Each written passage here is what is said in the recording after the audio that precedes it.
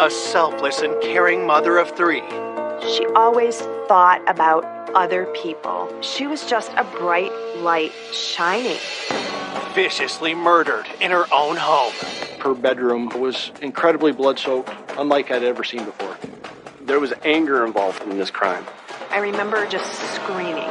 Investigators are sent down a rabbit hole of suspects. She didn't like him. She didn't trust him. It raised a red flag that there might be some sort of affair going on. She was jealous of her life, of what she had. There was clearly bad blood between them. Every lead appears to turn into a dead end. It just stalled. That was disheartening. Until a surprising witness comes forward. It was unbelievable. It was the break we were looking for. Exposing a killer no one saw coming. I was pretty shocked. I just remember being sick to my stomach.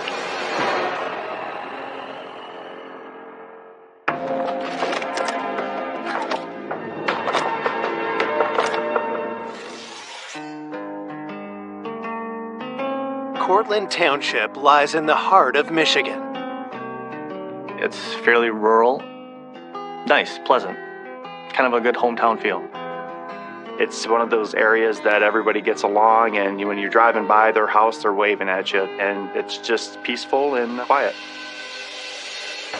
This quaint community is stunned on Saturday, August 5th, 2006, when the Kent County Sheriff's Office receives a 911 call. Emergency? My daughter, we just found her in bed, and she's got a lash on her arm, and she's all bloody. Just before 5 o'clock, we received a call of a potential suicide at the Pagel residence. Officers are immediately dispatched to the home of 41-year-old Renee Pagel. We were met by Renee's stepmother and her father. They were both just in shock. Renee's father indicated that his daughter was in her bedroom. When I first walked into the bedroom, I observed Renee laying on the bed. I could just remember seeing all the blood-soaked sheets, her shirt. There's blood on her face. It was obvious that Renee Pagel was deceased, and it wasn't a suicide. This was a homicide. Officers secure the scene as homicide detectives arrive to investigate. Her bedroom was incredibly blood-soaked, unlike I'd ever seen before. The bed was covered with blood. There was blood spatter on the walls, on the ceiling. She was stabbed multiple times. I was pretty shocked by the amount of wounds that she had. When I looked at her hand, I saw a large laceration almost in the middle of her hand to be, in my opinion, a defensive wound. Renee was in the fight for her life. Unfortunately, she had lost. For detectives, the viciousness of the attack is a clue itself. It appears to us it's a crime of passion. And somebody has something against this victim so much so that they want to brutalize this person as much as they possibly could. This was personal. Somebody went into that residence to murder Renee. Who in Renee's life would want to attack her and could be capable of such violence? Born in 1965, Renee's spirit was always full of joy. Renee was the most generous person I have ever known. She loved life. She was always smiling. Renee Pagel devoted her life to helping others. She was a nurse practitioner. She had done medical mission trips around the world. And then she also worked at a homeless clinic here in town. She always thought about other people. Renee's greatest joy was being a mother of 3. She loved her kids so much. She was a great mom. Recently separated from Michael, her husband of 10 years, Renee shared custody of her children while always remaining a devoted mother. The last couple years, because she wanted to be home with her kids, and wanted to have some more normal hours, she chose to teach at a technical center. Even as a teacher, Renee found new ways to help people. One of her students had come into class one day and was really down, and Renee said, "What's the matter?" And she said, "Well, my dad is dying. He needs a kidney." And so Renee agreed to give her kidney to this man who she had never met. She was just so selfless.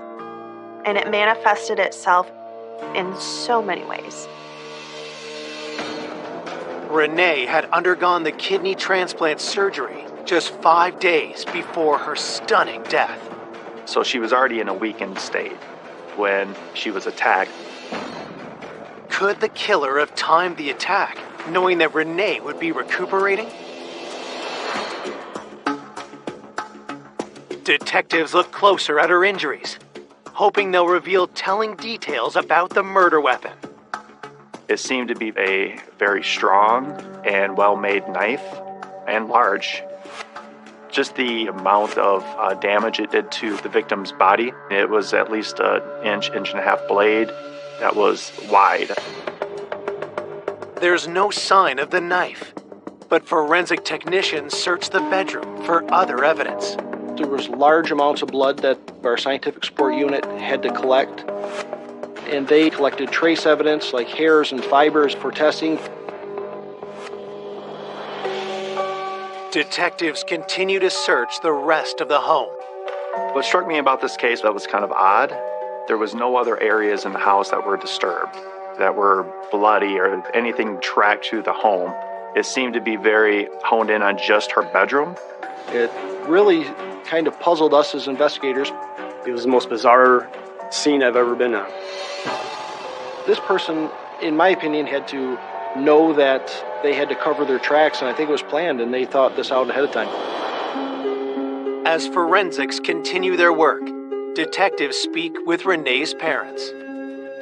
Her father, obviously, he was extremely upset. What he had just found out, his daughter brutally murdered. Detectives ask her father to help them put together a picture of Renee's last known movements. He last saw her the night before around 4 or 5 in the evening when he was picking up the children and bringing them to their father's house, who lived approximately 15 to 20 minutes away from Renee.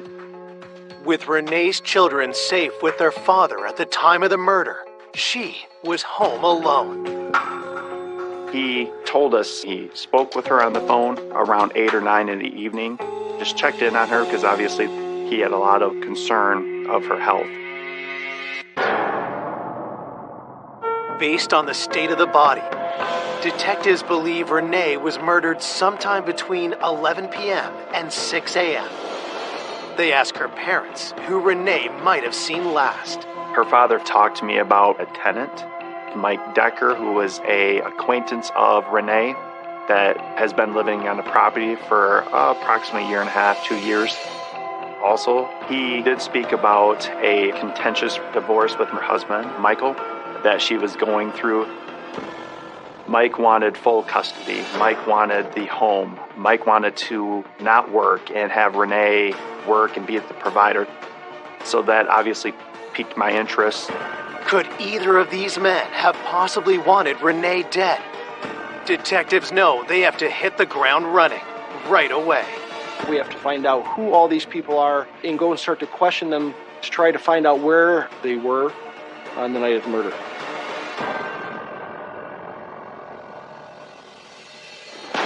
Coming up, investigators uncover an ominous obsession. There was a lot of writings about his hatred for Renee. Alarming secrets. The ceiling had a hidden compartment. Renee told me how betrayed she felt. She was extremely upset. She was very hurt by this. And the truth blindsides everyone. We've never had a break like this. It was, you're not going to believe this. Just disbelief. I'm still reeling from that one.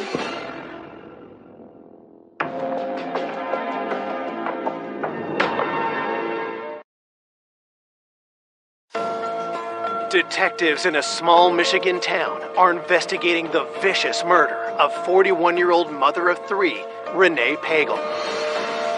Police are looking into two possible suspects, her tenant and her estranged husband. They first turn their attention to Renee's ex, Michael Pagel.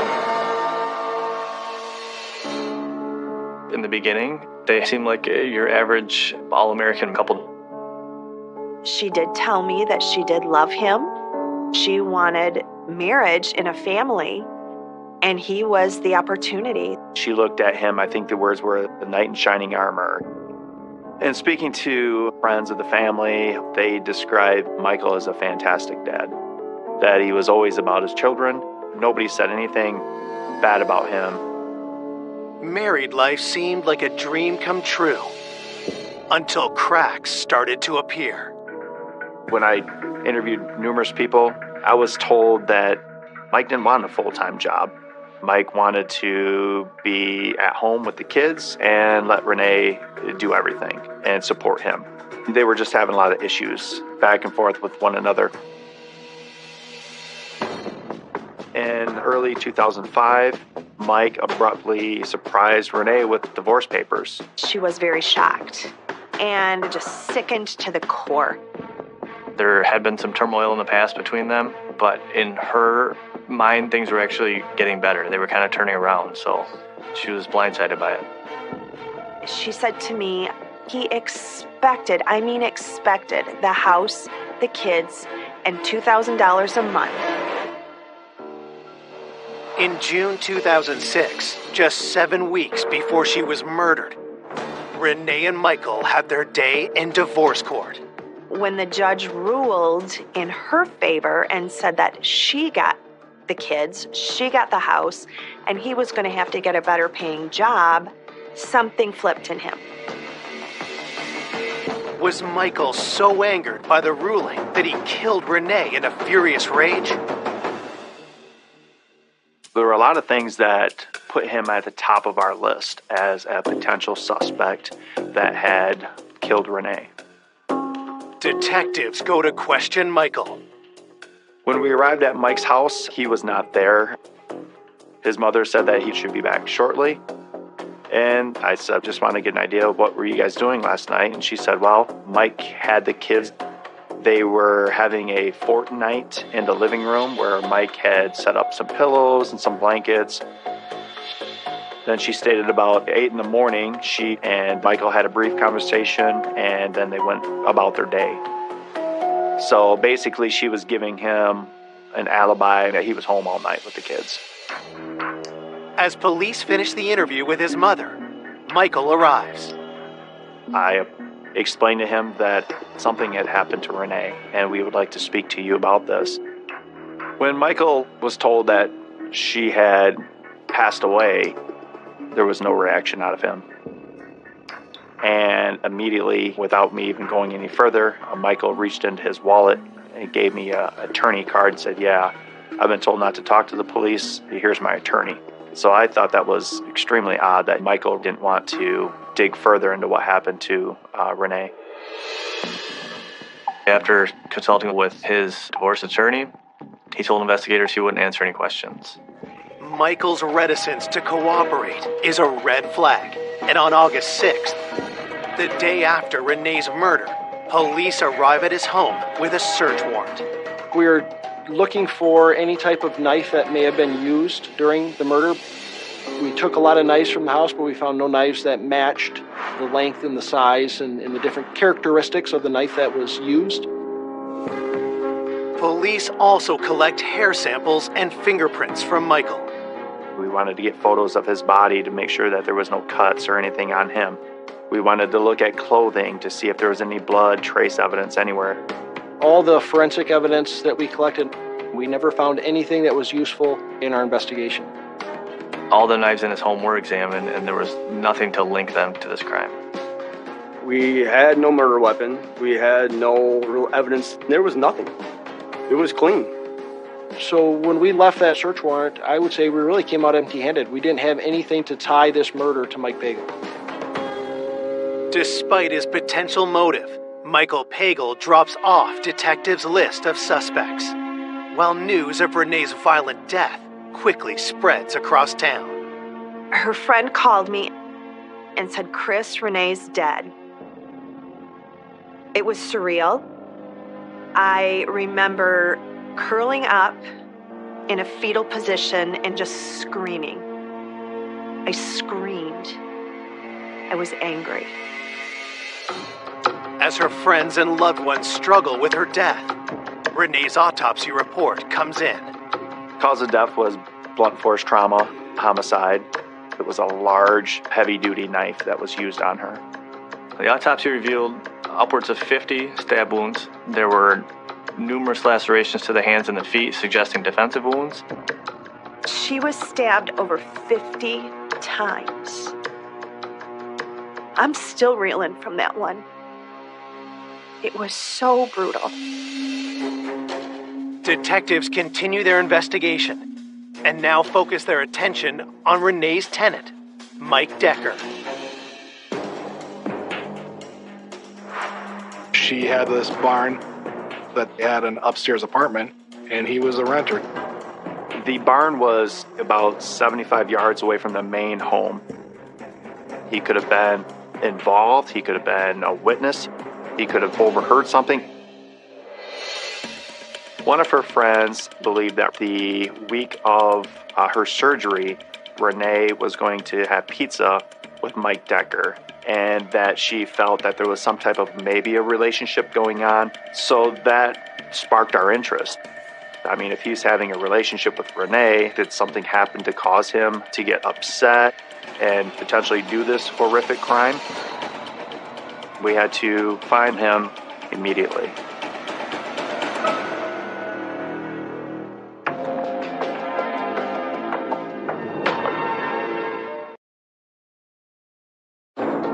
Two days into the investigation of Renee Pagel's murder, detectives have a possible suspect. Her tenant, Mike Decker, who's rumored to be romantically involved with Renee. Detectives interview Mike at his apartment on Renee's property. At first, I kind of thought loner, 30-year-old gentleman, unemployed, living above a barn. I thought that was kind of odd. When we were speaking to Mr. Decker, we asked him if he's having a relationship with Renee, romantic or whatnot. Mike said that the relationship is more of a friendship or a kindness thing, no romantic involvement. He denied having any dinner with Renee over the past week. He stated that it was actually a month or two before he suggested that they go out for pizza just as friends, but Renee had turned that down because she was busy. Police ask Mike Decker where he was on the night of the murder. He stated that he went into a local city to eat by himself, drove back probably between 8 or 9. When he arrived at home, he watches a little bit of TV and then goes to bed between 1 and 2 in the morning.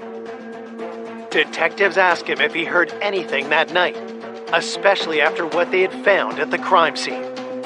We did locate a tire track and a footwear impression in Renee's driveway. He denied hearing anything from Renee's house. Mike tells police he didn't notice anything unusual the next morning either. He woke up in the morning around 9 or 10 and then went to meet with his family to go see a bike race. Part of the problem with Mike Decker's alibi, even though he was cooperative through this process, he was on the property when this murder happened. With no one to corroborate his alibi, police get a warrant to search Mike's apartment. We seized his pipe from his sink because we wanted to see if there was any blood or trace evidence in there, and then we found a couple of large knives. The evidence is rushed to the crime lab for analysis. The knives and the pipe forensically did not show anything. There were no signs of blood. We found no knives that matched the type of knife that was used. But still, Mike cannot be ruled out. A week after the homicide, detectives interview him again, this time at the sheriff's office. He showed no issues of concern of us looking at him as a potential suspect, from gathering any type of physical evidence from him. We even offered him a polygraph, and Mr. Decker submitted to that also and passed without any deceit. With nothing tying Mike Decker to the crime, investigators let him go. Searching for any further clues about Renee, detectives reach out to her parents once again, and in turn, get a lead on a new suspect, Renee's own sister, Michelle. Renee's father stated that the relationship between Renee and Michelle was strained. He mentioned that Michelle was jealous of Renee's life, of what she had. She wanted a successful career, a family, a home, all of those things. Renee and Michelle's problems went beyond sibling rivalry. During the divorce, Renee's attorney was able to subpoena the phone records of Michael Pagel, so he turned those over to Renee. When she examined phone records, she learned that Mike and Michelle were talking frequently. So she was extremely upset. She was very hurt by this. There was such significant communication between Mike Pagel and the sister Michelle that it raised a red flag to us right away that there might be some sort of affair going on. Renee told me how betrayed she felt by her sister. She really struggled with that. During the interviews with numerous people, it was mentioned that Michelle potentially was having a relationship with Michael. Once I learned that, it's obviously somebody we wanted to look at. Michelle is brought in for an interview. And though she says that she is saddened by her sister's death, her answers raise eyebrows with investigators. She didn't speak very highly of Renee. She was not happy at all the way that Renee was handling the divorce. Michelle clearly took Mike's side in it and kind of put her sister in the bad light. She felt that Mike was a good father, and it was her sister that was really trying to take advantage of him. We did ask her if she was in a relationship or had a relationship with Michael, and she completely denied it. Detectives asked Michelle where she was the night of the murder. She said she was working into the evening, and that evening she was home with her roommate. Basically, she was stating that she was home the evening of the murder. Michelle did take a polygraph, and she was found to be truthful and did not appear to have any involvement in the homicide. With Michelle all but ruled out, investigators discover that she isn't the only family member Renee had issues with. When I spoke with Renee's parents, it was mentioned that Michael, her soon-to-be ex-husband, had a brother. The brother was Charles Pagel. They called him Bo. And they said that he was very strange, very odd. He and Renee did not get along. Renee didn't like him. She didn't trust him. When detectives dig deeper, they uncover something troubling. We learned from a close friend of Renee that he had been married numerous times, and she believed that maybe Bo had murdered his last wife. Was Bo a killer? And had he now killed again? That obviously raised some red flags for us as investigators, and that's somebody we wanted to speak with very quickly.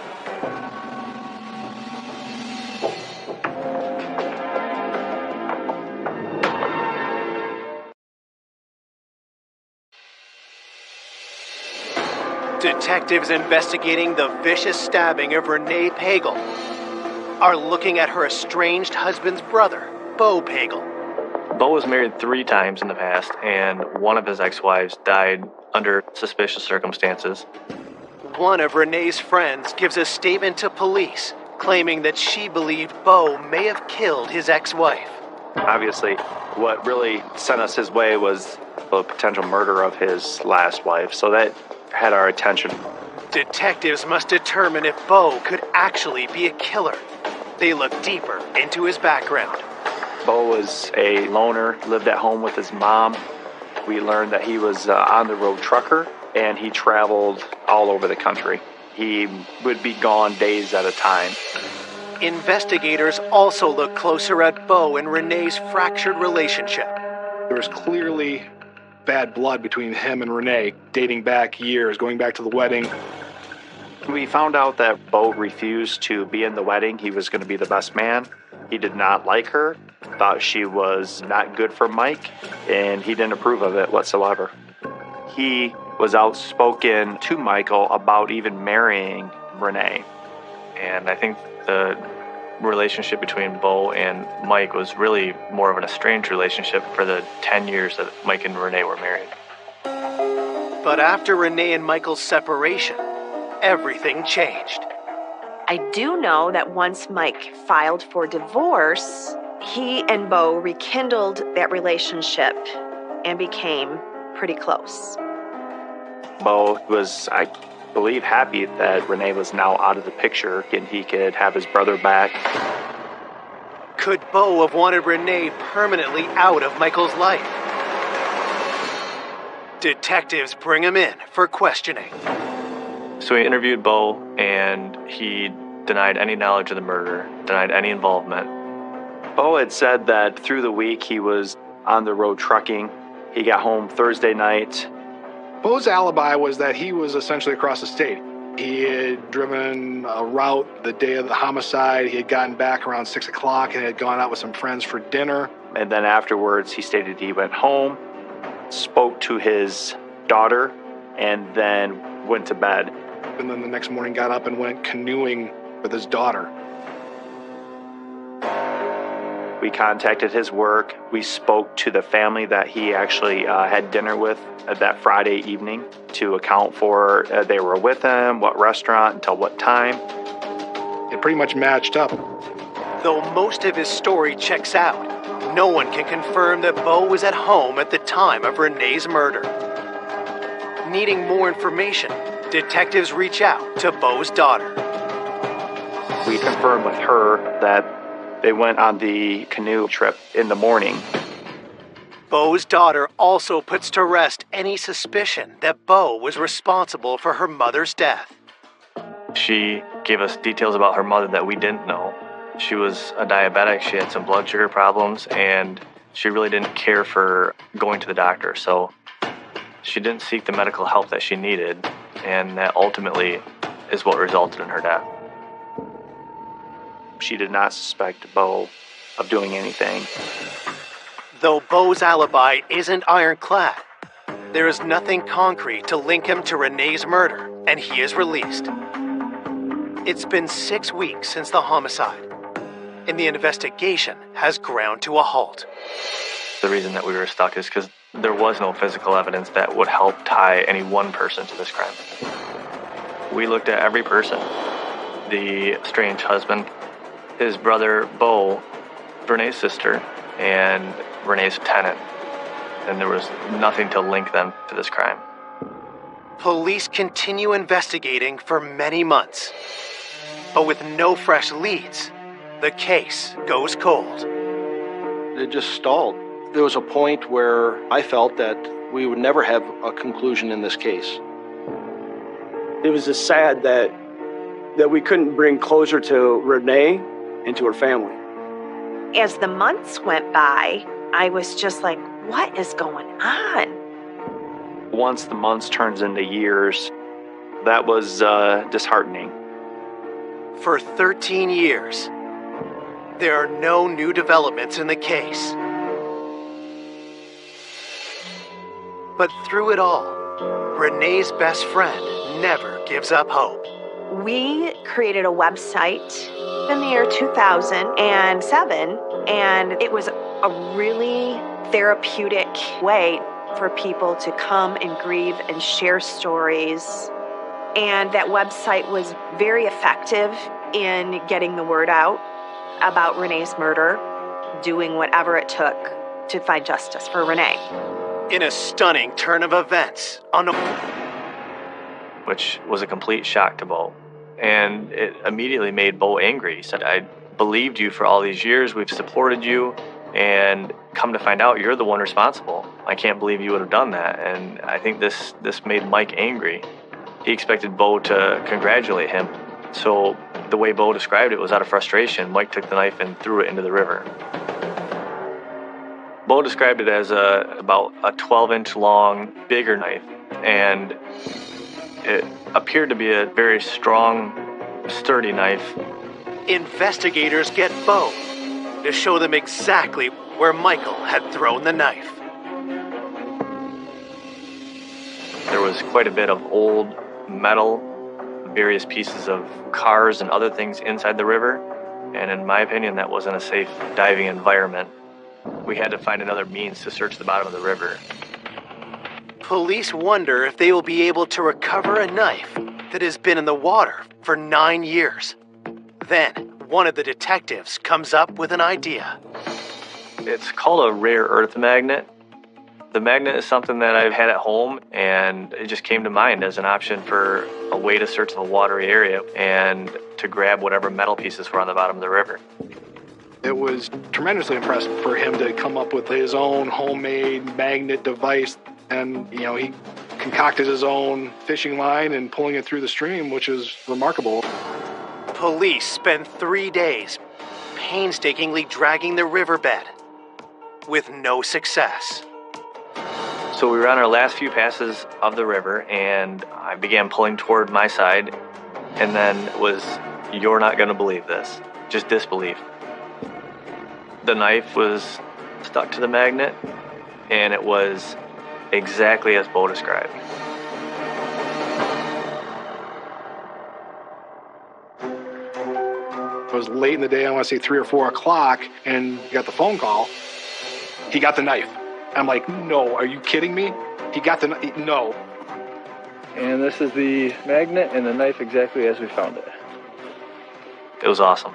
It was everything you could hope for when you're investigating a case, to get that piece of evidence that you know you need, that you really weren't sure if it was going to be there, but there it is. Police now need to confirm if the knife found matches the knife used in Renee Pagel's murder. We brought it down to the medical examiner's office. They viewed it and instantly said, absolutely, it's consistent with the injuries that are on Renee's body. We were very confident we had the murder weapon. Unbelievable. We've never had a break like this. We got the needle in the haystack by finding the knife, and now we had a murder weapon that backed up what a witness said.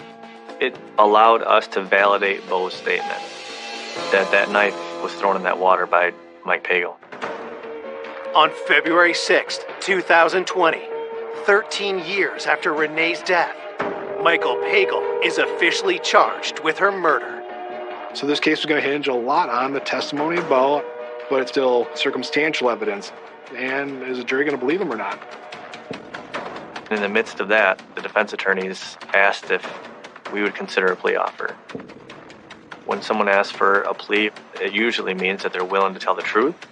And in this case, that was one of the conditions, is we wanted to hear the truth as part of the plea agreement.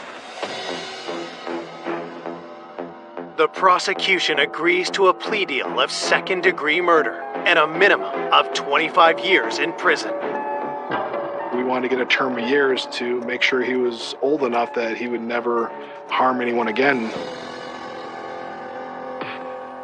On May 20th, 2020, 55-year-old Michael Pagel agrees to plead guilty to second-degree murder, avoiding a trial by jury.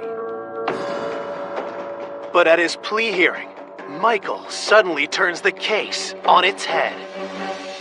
It was unbelievable. And I just remember being sick to my stomach.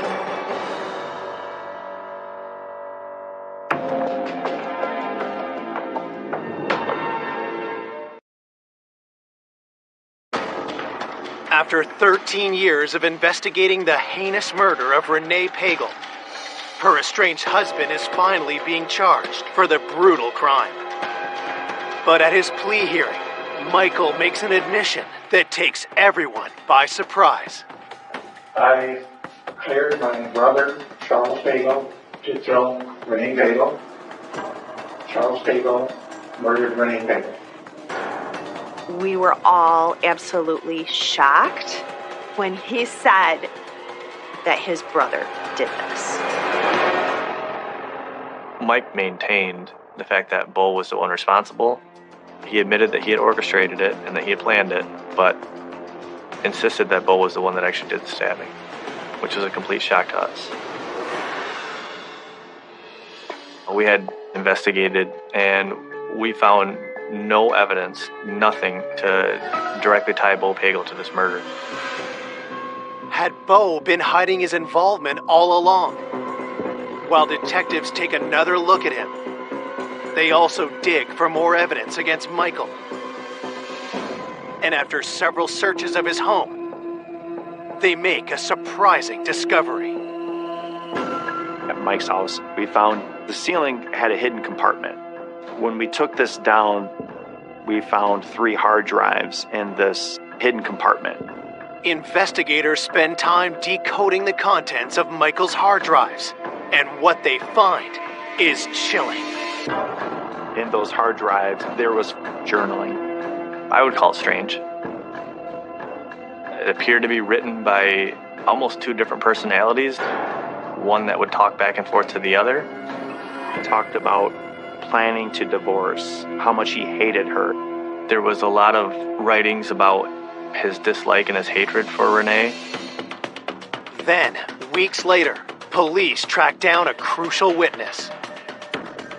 We uncovered a friend who had said that he had gifted a knife to Michael that was substantially similar to the one that was actually found. And he admitted that he gave it to Mike as a gift, and it was delivered directly to Mike Pagel. So that helped us put the knife in Mike's hands. So now you have a knife that was found in the river that now a friend is saying had given to Michael and not to Bo. While the evidence is circumstantial, police believe it strengthens their case even further against Michael. There was nothing that could back up Michael's story in terms of physical evidence, any other witnesses, anything else other than his word about it. Whereas Bo at least had stuff to back it up. His alibi backed up, and the physical evidence that he provided backed it up. So there's just absolutely nothing that shows that Bo did this. This was Michael Pagel. This was all him that committed this murder that night. Investigators conclude what likely happened on the night of Renee's murder. When the children were sleeping, he snuck out of his house and he went over to Renee's. It's pretty well known that she donated a kidney. Obviously, she wasn't strong at this point. She was asleep in bed, and he walked in with that knife and brutally stabbed her.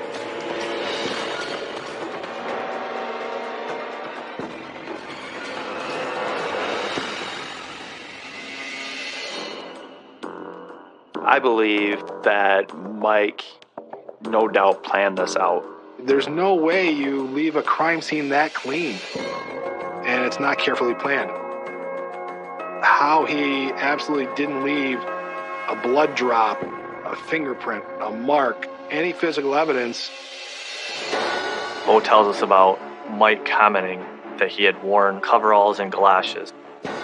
So he had taken precaution to not get his clothes bloody, and that he had removed those items and then put them in a garbage bag and left. And that the clothes were later burned. He's not a stupid man. He knew enough to cover his tracks. He went in there purposely. He had an intent, he had a purpose, and he went in there to kill her, and he did. There was anger involved in this crime.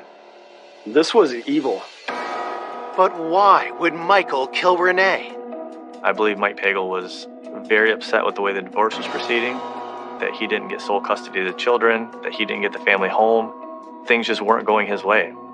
He's got motive, and if anybody's got rage, it's the about-to-be ex-husband who's not getting what he wanted. I think that the writing was on the wall for him that this was the end. On October 5th, 2020, Michael Pagel is sentenced to 25 to 50 years in prison. I never thought it would take 14 years to bring justice to Renee and to her family. But, you always had in the back of your mind that justice would be served. It was incredible exhilaration, And I do believe that the information that I provided and the passion that I poured into this did help. Renee's loved ones will always be inspired by her memory. The friendship that we had was deep. It was eternal. She brought so much beauty to this world. She was just a bright light shining. Oh, I miss her.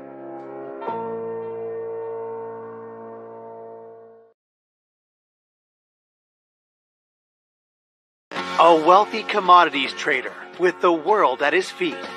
My brother was a fun-loving guy. He had anything he wanted. He had a lot of money, the Cadillacs and the Rolex watches. Is viciously gunned down. And they shot him again and again and again.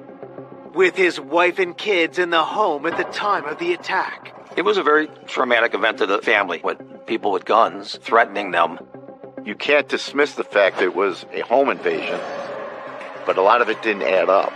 I had no idea at all how this could have happened. Police chased down a number of suspects. There was a complete falling out between them. Someone could get killed over a debt that they didn't pay. A sudden disappearance leaves everyone on edge. There was a traitor. He disappeared off the face of the earth. It was suspected there was foul play involved. One dead and one missing. Put a different spin on this type of investigation. Every lead brings investigators to a dead end. It's very frustrating to have a case that hits a brick wall. Until 30 years later. They were holding a very big secret inside. When the shocking truth is revealed. Couldn't believe it. Couldn't believe it. That's not even human. That's the devil.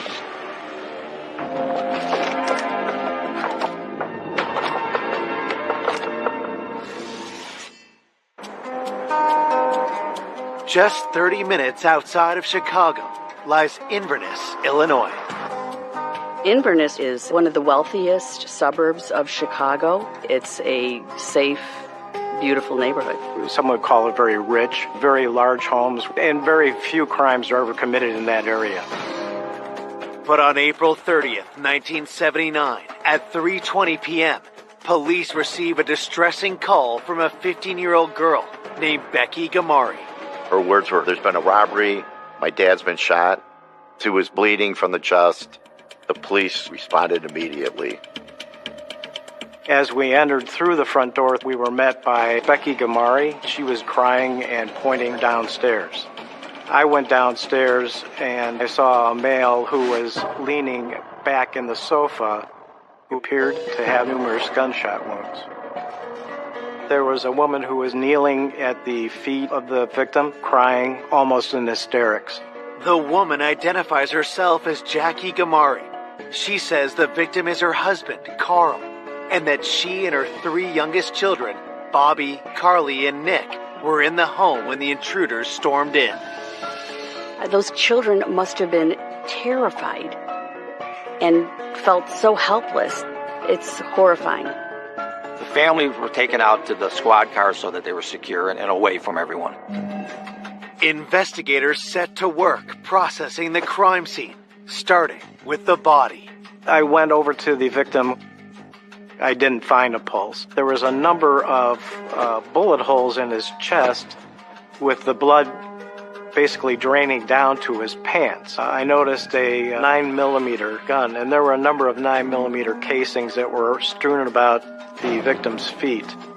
There was also a small .380 caliber handgun. It appeared that a 9mm was placed to make some type of a statement. This could be a staged killing. The victim, his legs were crossed at his ankles. It didn't appear to be a natural position. I went and took an inventory of what the rest of the house looked like. The bedrooms, the dresser drawers had been opened. A number of items appeared to be tossed on the floor. I could see that there were jewelry boxes that still had jewelry in them, which raises questions as to why they actually came to that residence. Was this a legitimate robbery? Was this staged to cover something up? You can't dismiss the fact it was a home invasion, but a lot of it didn't add up. It did bring into question that they were there really to kill the victim. We took a number of fingerprint lifts from the kitchen, the dining room, and the bedroom area. One of the officers noticed there was no forced entry. Nobody kicked in the door or pried it. As police continue working the scene, Carl's family receives the tragic news. My sister called me and says, "You better get home, Carl was shot." So the whole neighborhood where the house was all cordoned off. We were told by the police he's in the house, he's dead, and they're investigating. So we were all like stunned. When this happened, it was just a huge, huge shock, and we didn't know how to react. Disbelief and just can't be. Carl Gamari was born in Elmwood Park, Illinois in 1944. He was the third of 4 children. My brother Carl was a fun-loving guy. You know, he liked to go out and have fun, you know, go on dates with girls and go to parties and things like that. When Carl was in high school, he met the love of his life. When he started dating Jackie, he was like 18, and I think she was 17 at the time. He just knew that this was the one, and, you know, he wanted to get married, and he wanted to get married now. Still teenagers, Carl and Jackie started a family right away. Carl was excited to be a dad. They had 4 kids. Becky was the oldest, Bobby was the second oldest, Carly was the third daughter, and then Nick was the youngest. He was his son. By 1977, Carl had the perfect family and the perfect job, working in finance at the Chicago Board of Trade. Carl climbed up the ladder. He was energetic, and he loved it, and it fit his personality to a T. He had anything he wanted. He had a lot of money. He came to Cadillacs, Rolex watches, and things like that. He started living a high life. From the outside, Carl's life seemed picture perfect. But now, his violent death leaves his family shattered. He's been shot, and I was shocked. You know, no one knew anything. What's going on? I had no idea at all how this could have happened. Investigators start by interviewing Carl's family, who were also witnesses to the crime. I took Jackie and the 2 girls out to the garage so I could get a general statement from them as to what occurred. Jackie was crying and very upset. Becky was crying. Bobby was crying. This was the most traumatic thing children could go through. They said Carl went to work. Jackie was at home with Bobby, her 13-year-old daughter, 5-year-old Carly, and 2-year-old Nick. Around 12 or 12:30, Bobby is laying on the couch, and she's watching TV, and 2 men come in, and they have guns. She said the 2 men were wearing stocking masks and dark clothing, and they had come in through the unlocked back door. They point the guns at her, and they ask her, "Where's your mother?" So Bobby leads these men to the master bedroom, where Jackie is on the phone. They ask Jackie for her money, and she says, "I only have $20. And they said, "We're here for more than that." These men tie Bobby's hands behind her back, and then they tie up Jackie. They force them into the master bedroom closet with Carly, with baby Nick. Time is passing. Bobby said that she heard a man yelling, "No," who she thought was her father, and she heard 3 banging sounds, which she believed were gunshots. Becky came home approximately 3 o'clock in the afternoon from school. She walked in through the front door, called for her mom. All she heard was crying from the master bedroom. At that time, she found them banging on the closet door to be let out. Once Becky opens up the closet doors, Bobby went directly down to the basement, and Bobby saw her father's bloody, bullet-ridden body laying on that couch. It is difficult to imagine how terrifying this must have been. While the family lived through an extremely traumatic ordeal, police are hopeful that with their help, they can catch Carl's killers. Jackie and Bobby said that the suspects had actually pulled up their masks, so they had their face exposed to them. Jackie described the first suspect as a male white, mid to late 20s to 30s, tall, dark-haired, and also had a mustache. The second suspect was shorter than the first, slightly heavier, was a white male, but had a pale complexion and facial hair. Bobby and Jackie were able to do composites of the faces they saw. I think there was a lot of hope somebody's going to recognize these individuals. When we heard about the sketch, we thought that would be it. They'd be able to find him. I was hoping to get the information out as quickly as possible with the suspect's description, so that if someone was possibly stopped or seen within the general area, a patrol vehicle could have stopped them. In Inverness, where crime is virtually non-existent, police believe there is more to this case than meets the eye. It appeared to be a staged crime. It could be someone who owed money to someone and being shot for that, a jealous boyfriend. It could be a number of different things. You can't close your mind to any possibility at that point in time. Coming up, investigators uncover sordid secrets. He might have had some associates who might have been involved with the mob. It definitely raised a red flag. The killers evade detectives until an unexpected witness steps forward. You told me how it was going to be done, how they were going to kill Carl. To reveal a dark and twisted plot no one predicted. As soon as they knew how Carl was going to be murdered, and that's exactly what happened to him. That was the missing key.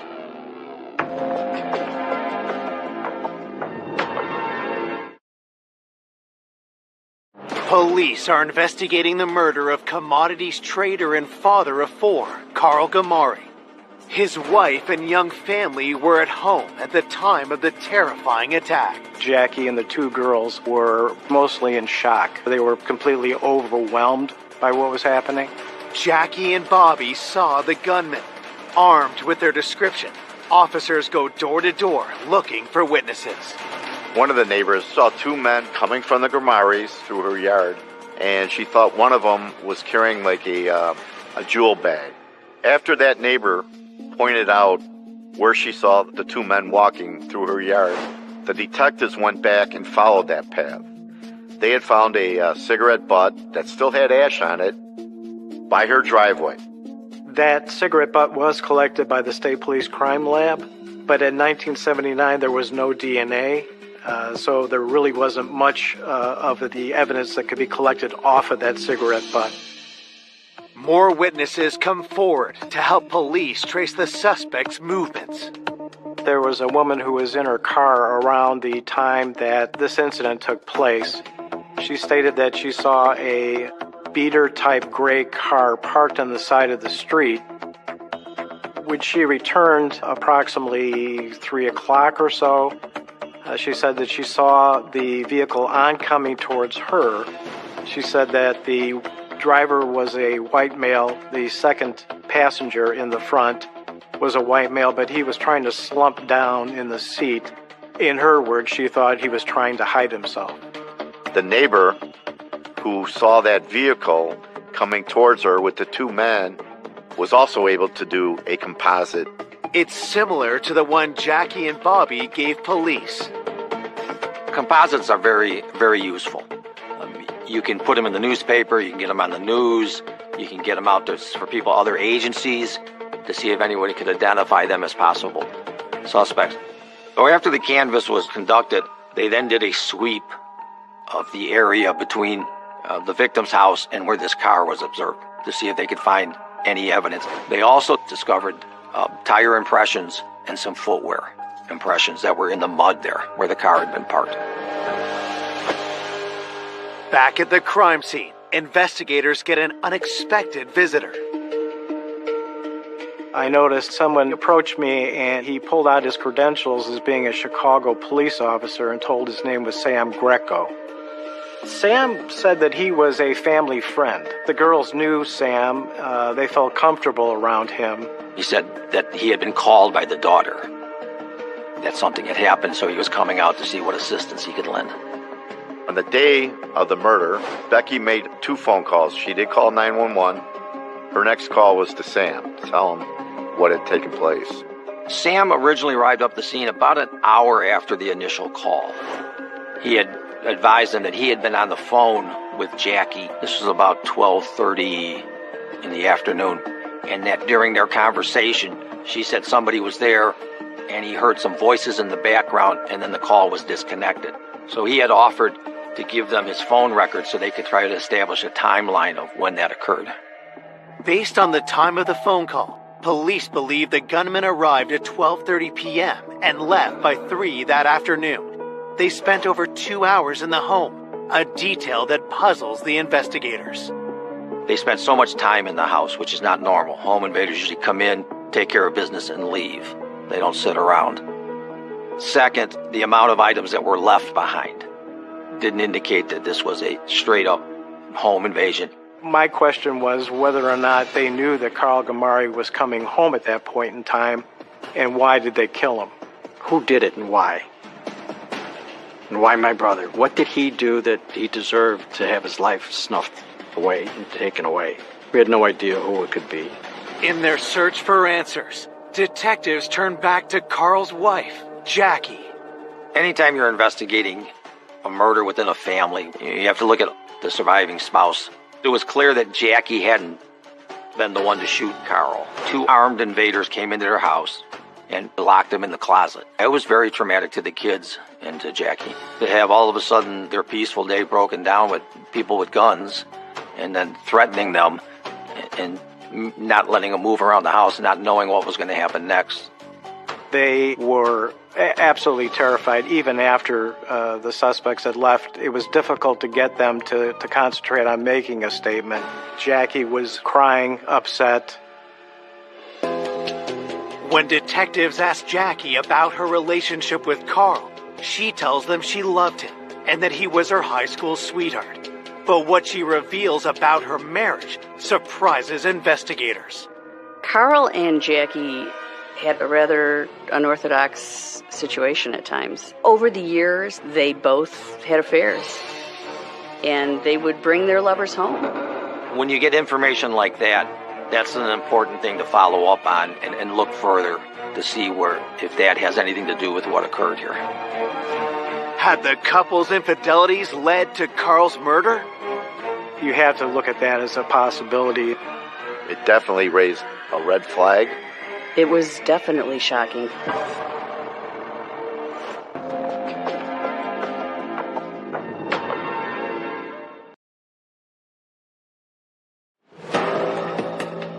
Detectives investigating the cold-blooded murder of Carl Gamari have learned he and his wife, Jackie, had both been unfaithful. That's a big red flag and needs to be looked at very thoroughly. Jackie tells police they had recently agreed to work on their marriage. They seemed to be getting better as you got into 1979. They were trying to work it out. They went on a romantic vacation. They were making a plan to do another big trip to Africa. They were buying a new house, and they would tell friends that, yeah, things are getting back together for us. We're going to make an effort to make this work, especially because of the kids. A year before the murder, the couple had even decided to renew their vows. We as a family thought, wow, this is nice. This is really nice to see, that they wanted to get together and they have us there witness the renewing of their vows. They were like two lovebirds. He was gleaming from ear to ear, and so was Jackie, and they seemed like a wonderful couple. While Jackie was also a victim in this crime, detectives still need to know if she'd have anything to gain financially from Carl's death. It was learned that there was only about a $30,000 life insurance policy. Carl had never signed a will, which ties it up in court, and it could be 7 years before you see any of the financial gain from this. And so this kind of cleared Jackie of being in the spotlight of the investigation. Investigators consider whether Carl and Jackie's renewed marriage could have driven one of their former lovers to murder. When they ask Jackie who she had an affair with, her answer is surprising. Jackie and Sam Greco had an affair. She said that she had dated Sam for quite some time, but that she had broken off the relationship with Sam to recommit to her marriage with Carl. Jackie had said when she became pregnant with Nick, she stopped seeing Sam. Detectives need to know, was Sam a jealous ex? Could he have killed Carl to have Jackie to himself? Sam was interviewed once on the phone and then again in person. He had met Jackie at a wedding, and he was doing some private investigative work, and Jackie had hired him to follow Carl to see if he was having an affair. There was an indication from Sam's investigation that Carl was having an affair. And that ultimately led to them initiating a relationship. Sam also told the investigators that he and Jackie had been lovers, but they were now just friends. Sam denied any involvement with this case. They took his phone records, fingerprinted them, and they interviewed individuals associated with Sam. He was considered a hero within the Chicago Police Department. The police back then still investigated him as much as they could. The investigators ruled him out as not being involved in this. With Sam eliminated from the investigation, detectives next look at the woman with whom Carl had been having an affair. Gail Kayak was someone whom Carl had actually hired and worked with. When Gail was interviewed, her description was it was kind of two adults having some fun together. It was nothing serious. She knew it was going nowhere. She knew Carl was married. Gail tells investigators she and Carl broke things off about a year ago, and that there wasn't any animosity between them. She ended up, after the relationship was over between her and Carl, had a boyfriend, got pregnant. Given the affair had been over for a year, it just made really no sense that she would be involved in this in any way. Just when detectives think they've hit another dead end, Gail gives them a stunning new lead. She says they need to speak to Carl's former friend and colleague, Ned Kaiser. Ned Kaiser was one of the closer people to Carl at the Board of Trade. They had worked together there for a while. They socialized. Gail claims Ned not only knew about her affair with Carl, but told Jackie about it. Carl and Ned were friends. Carl would use his apartment to be with his girlfriend. Ned ultimately got upset with Carl, told Jackie that Carl was using his place to be with his girlfriend. Once Carl found out that Ned was the one who told Jackie about Gail, that soured the relationship. Gail also tells police Ned had a dark reputation. She had rumored that he had ties to organized crime. Whenever you're dealing with people with money and investment and all, there's always a possibility that someone could get killed over a debt that they didn't pay. Had Carl and Ned fallen out over money? Had Ned put out a hit on his former friend? You always look at the big picture. Business dealings with Ned, him betraying Carl to Jackie about using his place. Ned having some possible mob connections. I think you got to look at everything. You have to see what's there. Where does that lead you? Is this a person who has a reason to kill Carl?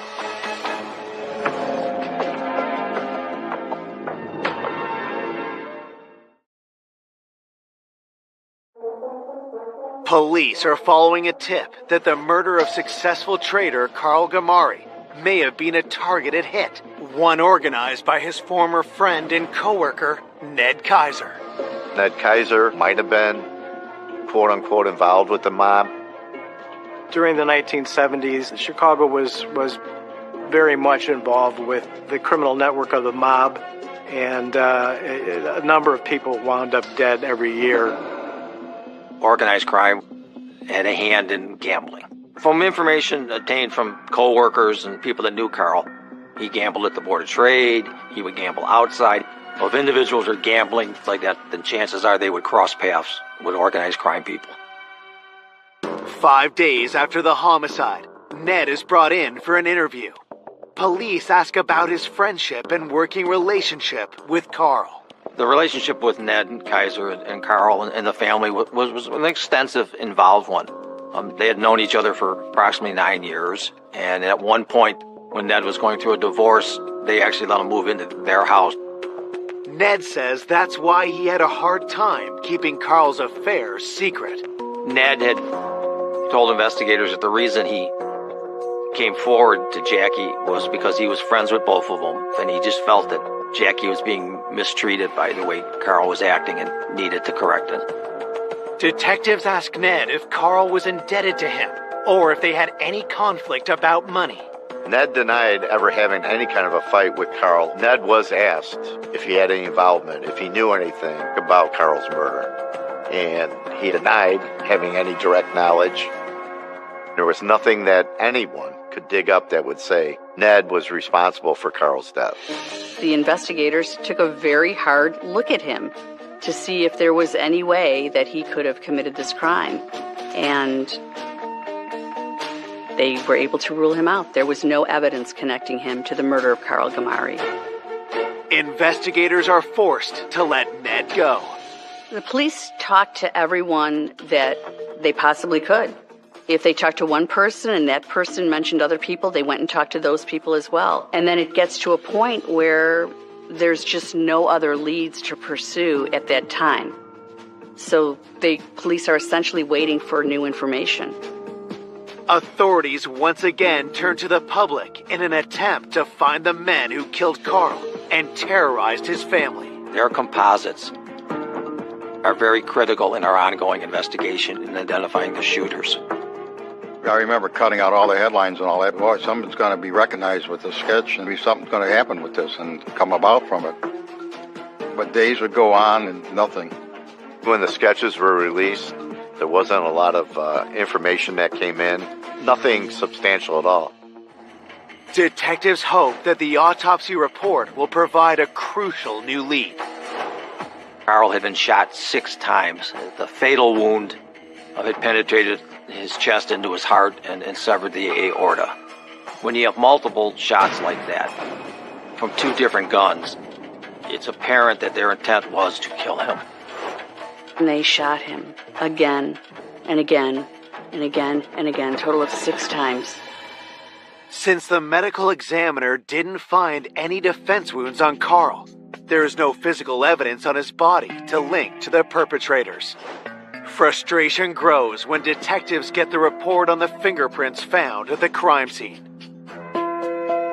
There were no known matches of any of those latent fingerprints. They had no real suspects.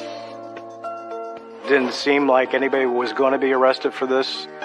With the killer still on the loose, the town of Inverness is on edge, while Carl's family lives in fear.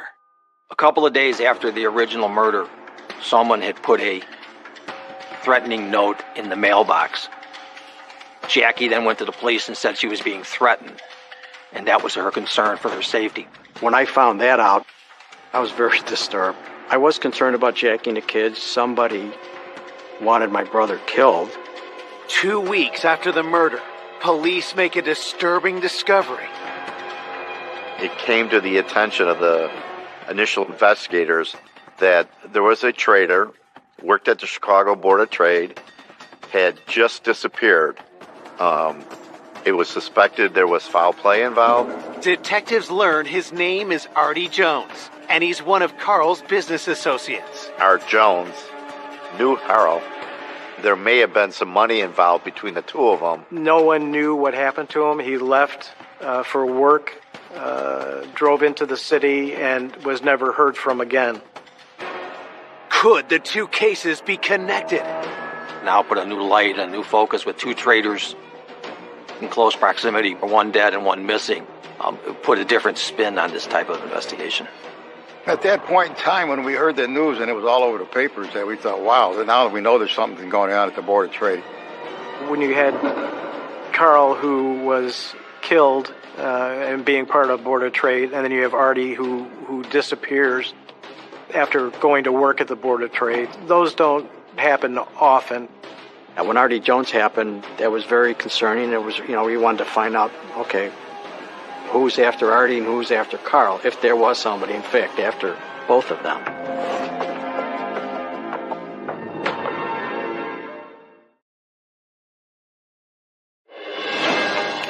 Two weeks after Carl Gamari's murder, his coworker, Artie Jones, has vanished.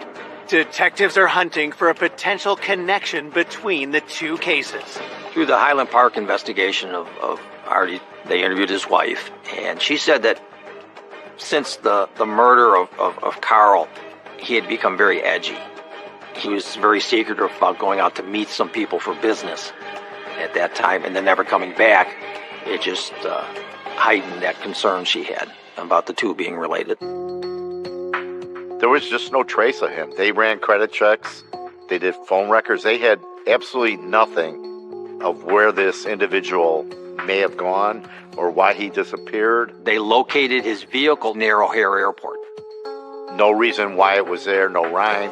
Couldn't put him on an airplane. There was just nothing. He was gone.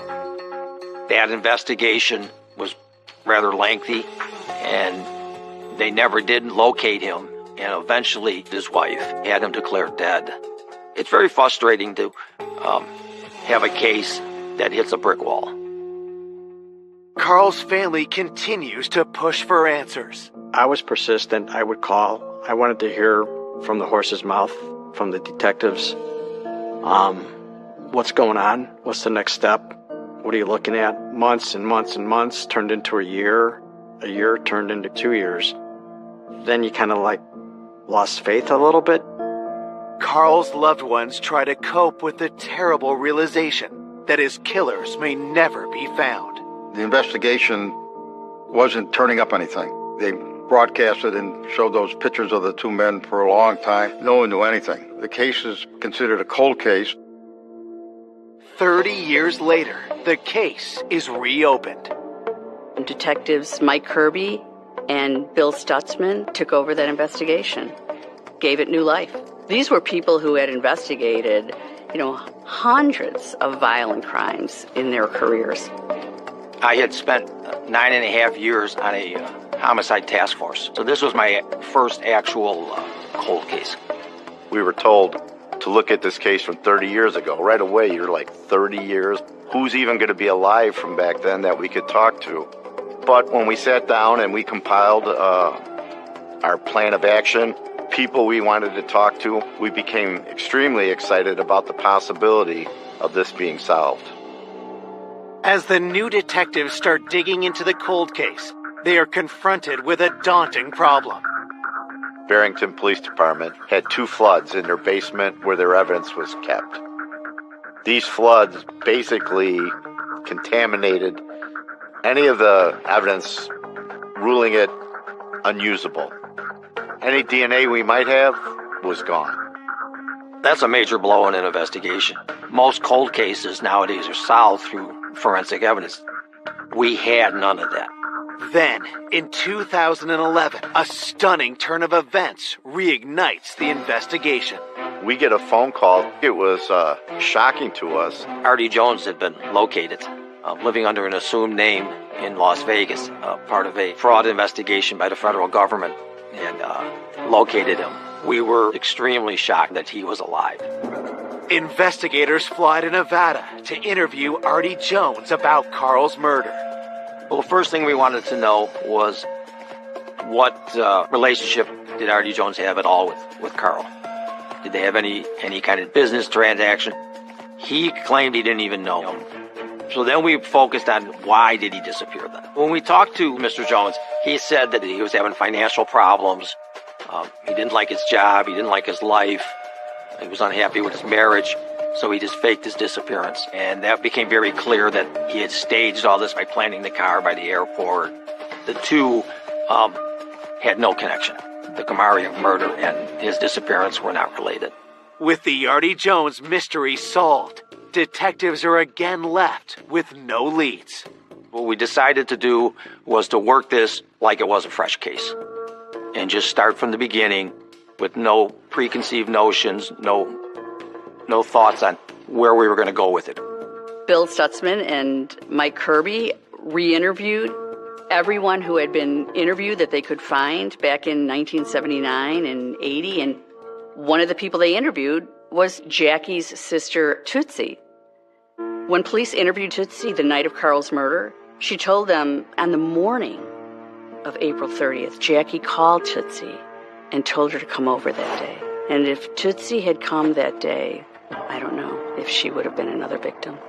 Detectives bring Jackie's sister, Tootsie, in for an interview. As they question her, she makes a jaw-dropping revelation. She said, I've been ridden with guilt throughout the years. I've seen what it did to the kids, what it did to his family. I can only be truthful about this. I can only tell you what was told to me. Tootsie was having ulcers after the murder of Carl. She was holding a very big secret inside. It troubled her to keep this secret for so long. She just realized, I believe, that it was the right thing to do, and that's what she always wanted to do. And she proceeded to tell us about 2 months prior to the murder that Jackie had said, I don't love Carl anymore. I don't want to be with him. This is the time when Jackie and Carl were getting back together. Jackie had supposedly stopped the affair with Sam Greco. Based on what we learned, that was not the truth. Her affair still continued.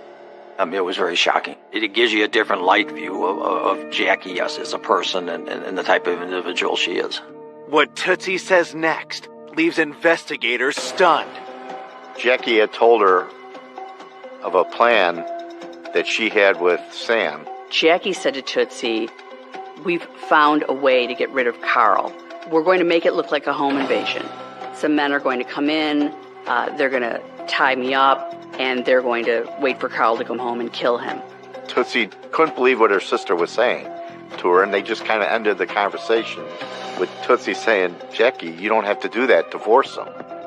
Just divorce him. And Jackie would reply, if I divorce him, then I don't get all the money. Jackie had told her how Carl was going to be murdered, and that's exactly what happened to him. It seemed almost mind-blowing to think that Jackie could be involved in such a crime as to expose her daughters and her infant to their father getting killed in the home. Investigators tell Tootsie they'll need more than just her word to lay charges. They decided to ask her if she would be willing to record conversations with her sister Jackie. At first, Tootsie said no, she didn't want to do it. She didn't want to hurt Jackie. We had emphasized with her that, no, we're not saying Jackie physically killed Carl, but she was part of a plan in which Carl was killed. And we had said, we're asking you to put an open-ended statement to her and see how she responds. She agreed to do it. That was the missing key to make this case go forward.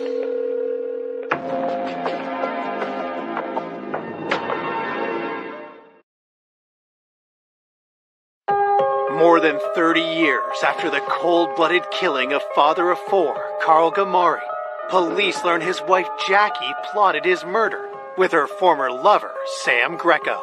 But investigators need hard evidence to arrest her. They convince Jackie's sister, Tootsie, to record a conversation. Hi, Jackie. How you doing?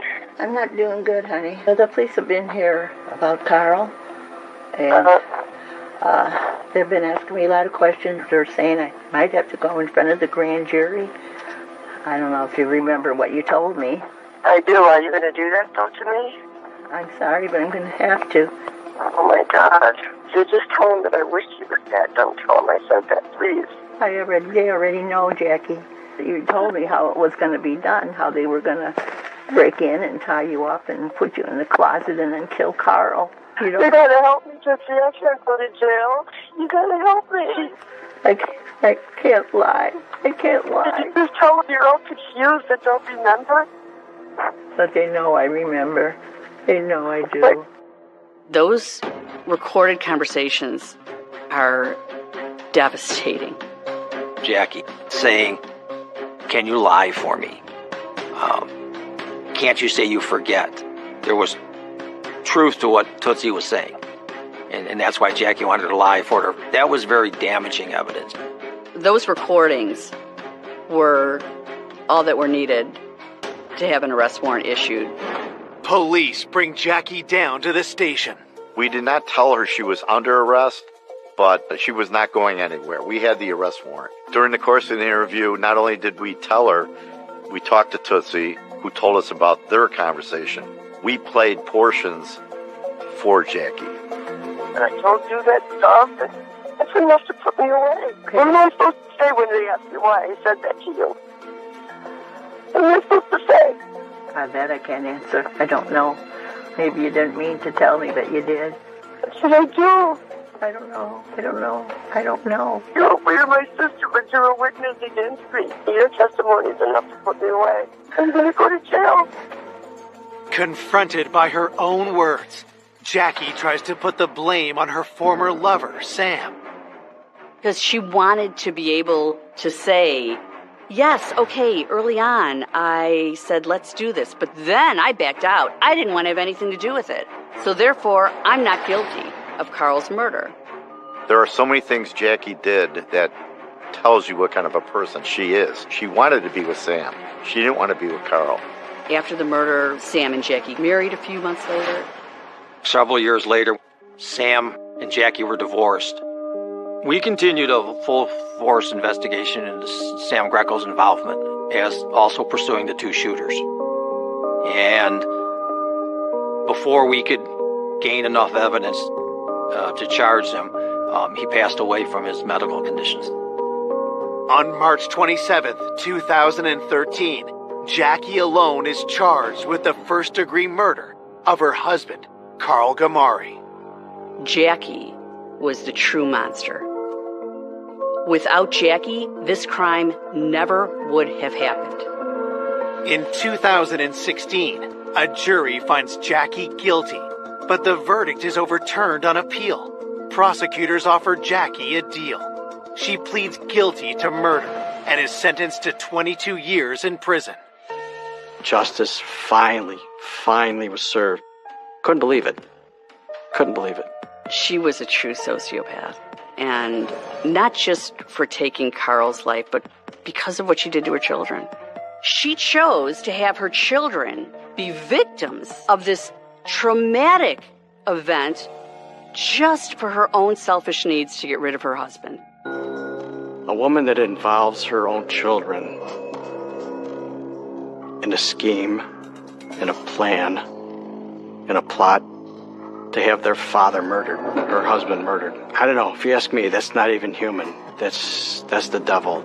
4 decades after the murder, police are still searching for the gunman. This remains an open and active investigation. It's never going to stop. If there's any new information, the police are going to follow up on it. No matter how long those shooters live and how much time passes, they can never stop looking over their shoulder. My brother was a good guy.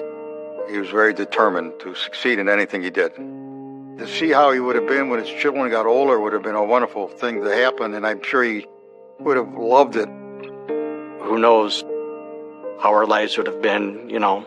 A lot of missed opportunities, a lot of things that never happened. I lost a brother and, you know, somebody to look up to and somebody to experience life with, you know, the rest of the way.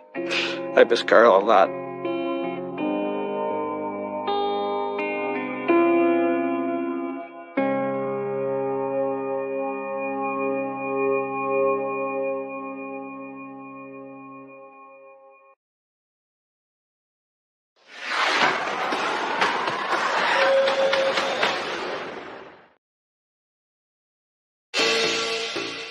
A devoted mother of 4, She was just the ultimate mom. She always wanted the best for all of us. Vanishes without a trace. There was just no explanation for why she would be gone. I knew something was terribly, terribly wrong. Investigators are sent down a rabbit hole of suspects. He said that the subject will never be found. My mom did not have an enemy in the world other than him. He disliked Patricia Kimmey. He hated Patricia Kimmey. He wished harm to come to Patricia Kimmey. And discover grisly clues. We found Patricia Kimmey's dentures. We did find blood in the back of the truck. And a money clip that was soaked in blood. Until a shocking revelation. She told investigators she knew where Patricia Kimmey was. Changes everything. We were shocked. That's one of the most evil things you can do.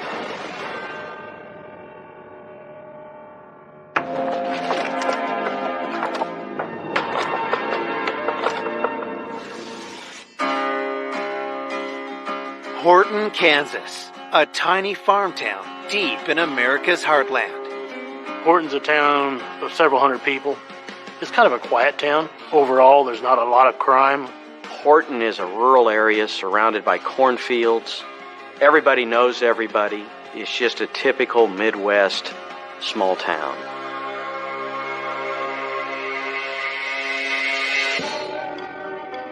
One fall day in 2009 turns into a nightmare when a daughter and son learn their mother, Pat Kimmey, has gone missing. That Saturday, I got a phone call from my mom's best friend. And when I answered it, she said that she was concerned about my mom because they were supposed to go on a shopping trip that day, and my mom had actually never answered her calls. I knew that was very strange. I jumped in my truck and went out there to my mom's house. Her jacket was in the kitchen. Her purse was sitting there, and her phone. Everything was there but her. Very quickly after, my brother Tony arrived and said, "You need to call the sheriff. This is not right."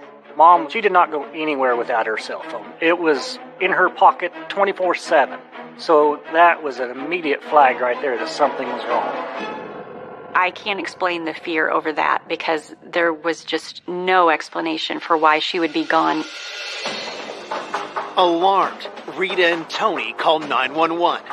A sergeant arrives at the house at 9:45 a.m.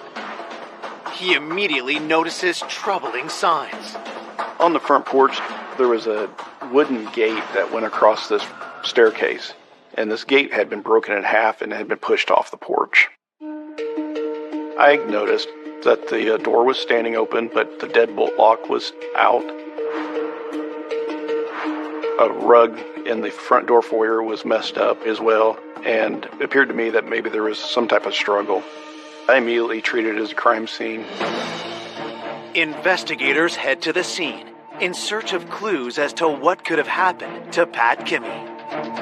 The house was well arranged. There was no sign of really anything inside the house that had been disturbed. There was a computer that had been left on. The investigators were able to tell from looking at the computer the time of the last keystroke. It was like 7:01 the night before was the last stroke on the computer. So we believe she was on the computer when maybe there was a knock on the door. Detectives look for clues outside the home. We found Patricia Kimmey's car and car keys were at the home. Obviously, she did not leave with her own vehicle, so she must have left with somebody else. We also had discovered several droplets of blood on the gravel rock portion of the driveway. After we looked at all the stuff, the door and the broken gate, the blood in the driveway, our thought process was, she's been kidnapped. At that point, we still were considering a missing person. Maybe she was taken by force. Police break the hard news to the family that they believe Pat has been kidnapped or possibly even a victim of foul play. We had hope we're going to find her. But when they found the blood, it was just, your heart sank. Who took her out of her home, and what did they want with her? And I just leaned over and said, Rita, do you think she's coming back? And Rita got tears in her eyes and said, I don't believe she is. Born in Kansas in 1951, Pat's youth was full of joy. She was a very big farm girl at heart. She grew up on a farm. She loved animals and always wanted to be a veterinarian. In her late teens, Pat fell in love. My mom met my father, Eugene Kimmey, in high school, so they started dating. Nobody loved him like she did. In 1971, Pat and Eugene got married. Eugene ran the Kimmey sawmill he had inherited, while Pat was a devoted stay-at-home mom to their 4 kids. There wasn't anything that meant more to her than her family. She was just the ultimate mom. She always wanted the best for all of us. As the years passed, cracks started to appear in Pat and Eugene's marriage, and the relationship crumbled. Eugene was very controlling. To him, she couldn't do anything right. He didn't want her going anywhere. He wanted her to stay at home. In 2008, the couple called it quits. Following the divorce, I could see a difference in my mom. And I think there was a sigh of relief to her that she could finally live life freely instead of being under the thumb of Eugene. Now, all that is left is a trail of blood and a list of unanswered questions. As news of her disappearance spreads, the community unites in their search for Pat. We got as many people together as possible. We lined up and we started walking, looking for any signs of Pat. Pat was very well loved in the community. It was obvious from the support that the community gave us. Hundreds of people came out, 50 feet apart, spread, walking through the fields. It gave you chills to see something like that. While the search continues, detectives ask Pat's kids if there was anyone who might have wanted to hurt their mom. Rita and I both looked at each other and then looked back at him, and I said, Eugene Kimmey is the only one we know of.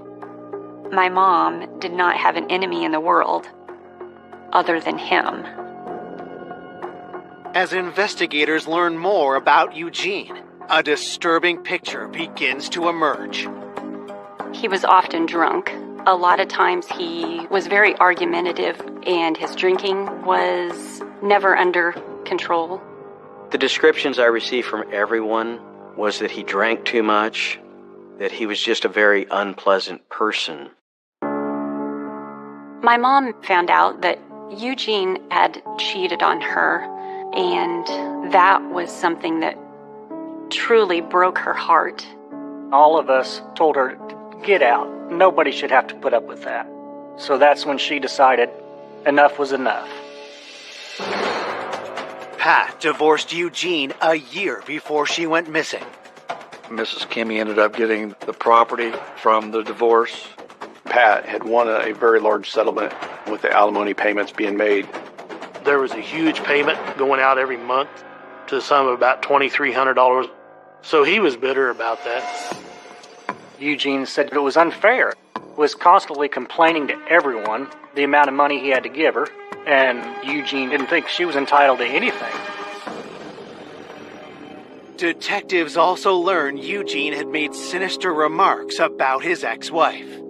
People in the community told us that he had made comments about how he wished she was dead. He was constantly saying that he wanted her gone. He had actually been telling people that he would like my mom to just disappear.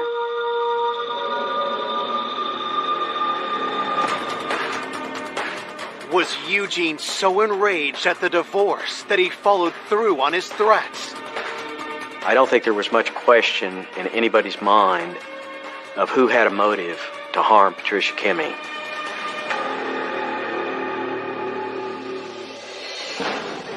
Coming up, investigators uncover a web of alarming secrets and lies. You could tell that the woman was filled with guilt. He lied in every interview. Why did he do this if he wasn't involved in this case? His story, it changed every time. While family descend into despair. We were all very fearful at that point. I knew it was not going to turn out good. Before the truth blindsides everyone. She was fighting for her life, kicking on that ground. You really couldn't make up a case like this.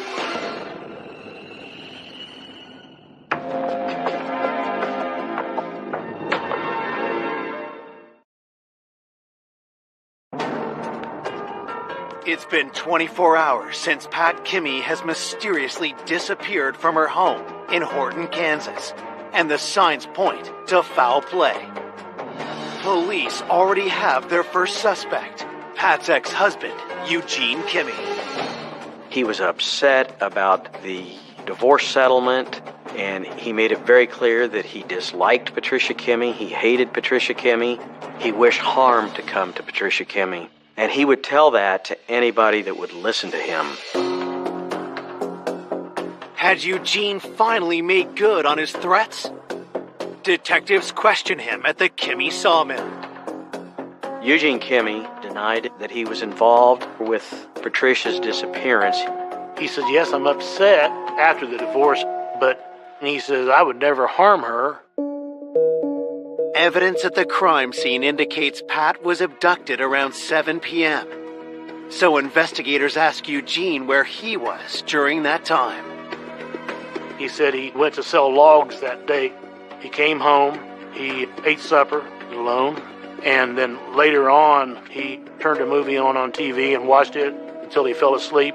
And so he really had no one that was with him at any time during that period that could vouch for him. Unable to rule Eugene out, police obtain a warrant and search his home and sawmill, but find no evidence to tie him to Pat's disappearance. We had nothing concrete to put him anywhere near the scene. There was no evidence of anything to put Eugene at Miss Kimmy's house that night. Eugene Kimmy is put on the back burner. As the search for Pat continues, a telling discovery is made about a quarter mile from her house. One of our deputies located a camouflage baseball cap. It was just out among the weeds, and it seemed out of place. It had a writing on the front that said Sailor's Insurance Company. I instructed him to photograph it and collect it as evidence. Knowing there had been heavy winds in the area overnight, investigators expand their search and find more evidence just a half-mile west. They find a money clip that had some U.S. currency attached to it, and that currency was soaked in blood.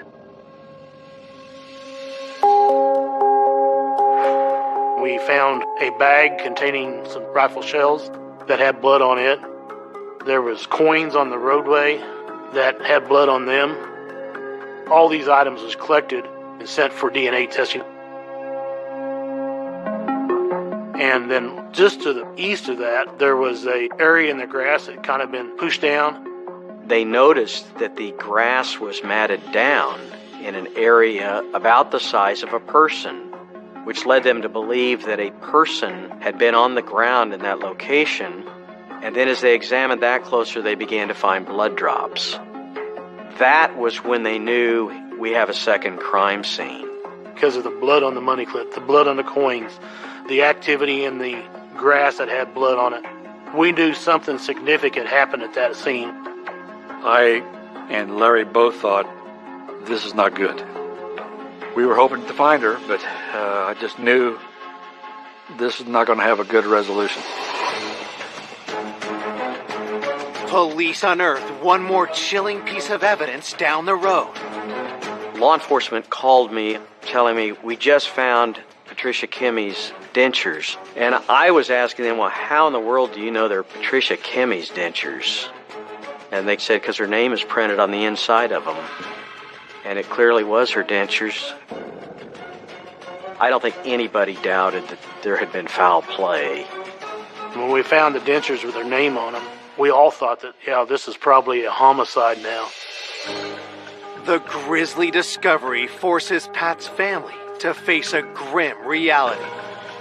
We knew that she had been there and that something really awful had happened to her. My heart just sunk because then I knew something was terribly, terribly wrong.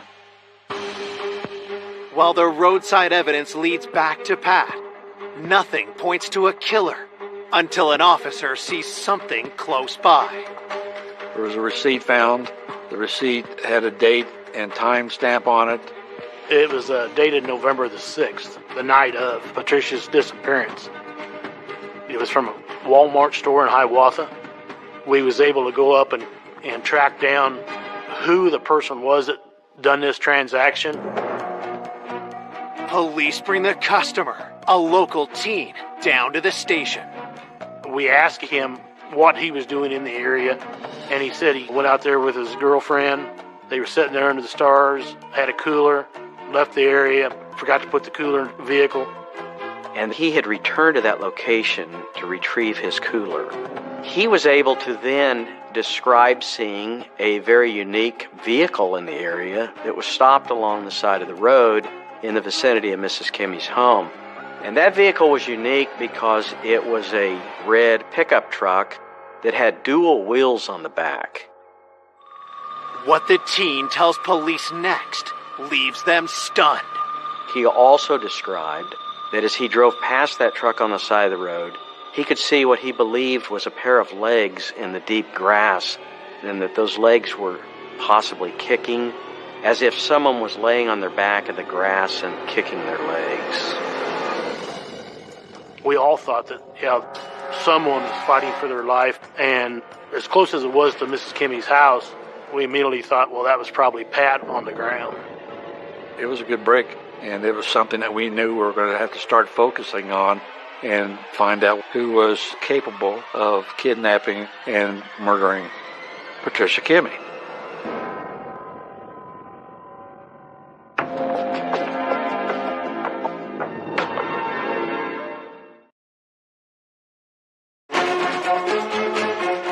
Investigators working the no-body homicide of mother of four, Pat Kimmy, have found a witness who might have seen a roadside attack the night Pat disappeared. He was out with a girlfriend, and on the north side of the roadway, about where the items were found that had the blood on them, he saw a red dually pickup. He said that there was someone on the ground kicking. He didn't really see anything other than that, and he left the area. I think at that point he was young. He was scared of what was going on, and really, I don't think he knew exactly what to do at the time. There was no reason for him to be making that story up and put himself at that location when he didn't need to. So his story was pretty believable. The gal that he was with, we talked to her. He had accounts for everything that he had done that evening. His girlfriend backed up what he said, so we had no reason to believe him of being a suspect. If that truly was Pat Kimmy in the grass, detectives know it's imperative to identify the driver of the red dually truck. To have a description of a red dually pickup was really a strong lead. A dually pickup truck is a pickup with dual tires on the back of it. My first thought was, we've got a potential suspect vehicle that we need to start looking for. As police search ownership records for red dually trucks, they receive the forensics report from the crime scene. The DNA on the Sailor insurance hat was found to be that of a male. Investigators were able to obtain DNA off of the sweatband on the inside of that Sailor ball cap. But you can't just take DNA and say, whose is this? You need a comparison. No match is found in the criminal database for the ball cap DNA, but other evidence is more conclusive. The money clip, the coins, the blood on everything found at the second crime scene, all was that of a profile that matched a female. And so we were able to get the DNA and be able to positively identify that blood as belonging to Patricia Kimmey.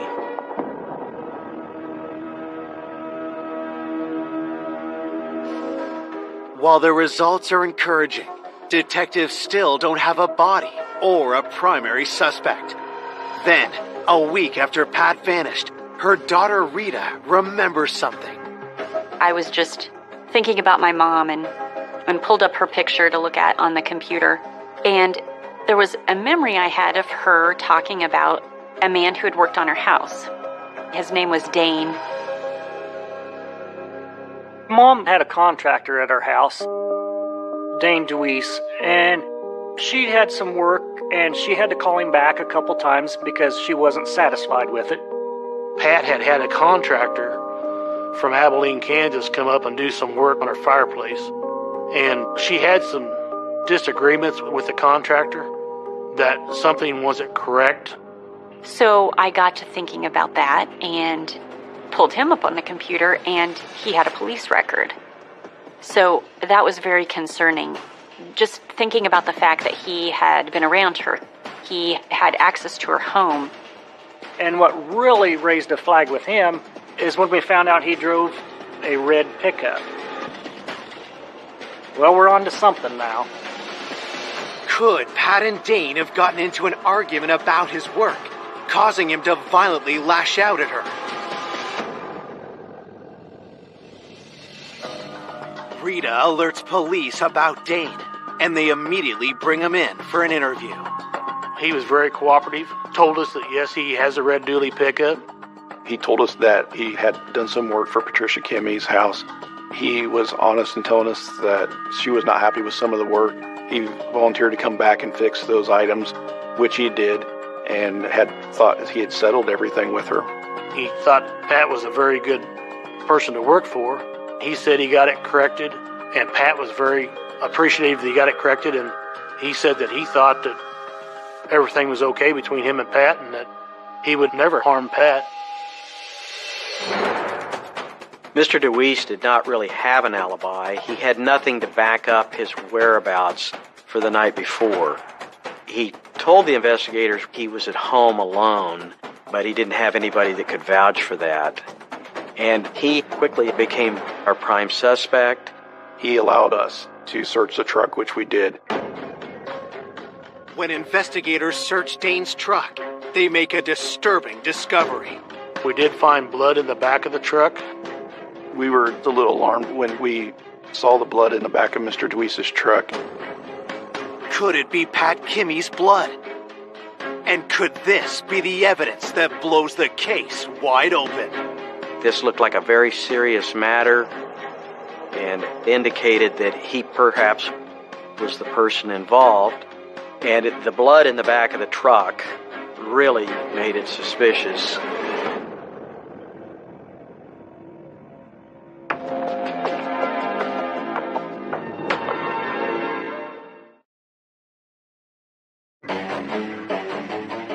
It's been a week since Pat Kimmey was abducted and likely killed. Police suspect contractor Dane DeWeese is involved and have found incriminating evidence in his vehicle. In the pickup, we did find blood in the back of the truck. Mr. DeWeese volunteered that he had recently been hunting for deer, and there might have been some blood and fur left in the back of the bed. We took samples from the truck of the blood to confirm his story. Detectives rushed the samples for DNA analysis. They were able to determine the blood actually was from a deer, and it was not human blood. After that, we searched down everything we could for DeWeese and never could find out any information that he was even in the area of Pat Kimmey. So we had to eliminate him. It was hard to take at the time. We really thought we were onto something with the dually pickup, but there wasn't enough to go forward with. It was very disappointing. Right back to square one we go. With no new suspects, investigators focus on finding the owner of the red truck and the sailor insurance hat found on the side of the road. We talked to the Sailor Insurance Company to get a list of people that would potentially have access to a sailor hat. Investigators were able to get a customer list and find a list of possibilities of a red dually pickup insured by Sailor Insurance. Detectives asked Pat's family if they recognize anyone on the list. They had us go down through the list, and Roger Hollister's name stuck out. He's bought lumber at the sawmill before. They said Roger Hollister had done business with Eugene Kimmy, and that Roger Hollister drove a red dually pickup.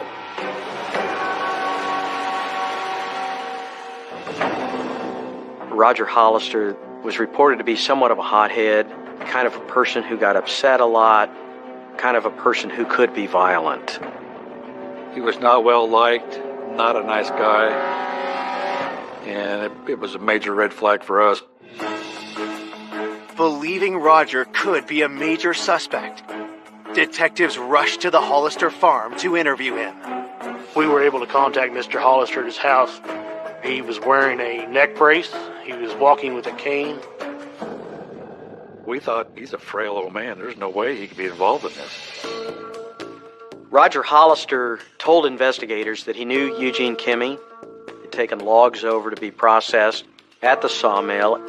But he had never been to Pat's house. He didn't know Pat. He denied any knowledge at all of the disappearance of Patricia Kimmy. Detectives asked Roger about the ball cap and the dually truck. Roger was very cooperative. He said that he did have a Sailor Insurance cat, but it got tore up by his dog. And he said, yes, I had a red dually pickup, but he told us he sold that truck to a guy by the name of Rick for $2,000 before Pat disappeared. Investigators asked Roger to account for his movements the night Pat was abducted. He said that he'd been at his home the whole night. His wife left late evening hours and drove to Kansas City to be with her daughter. And he was home alone the whole time. Even though Roger had owned both a Sailor Insurance hat and a dually truck, detectives don't believe he's their guy. We did have some doubt that Mr. Hollister could have been the person that done this because he had a neck brace on. He could barely walk.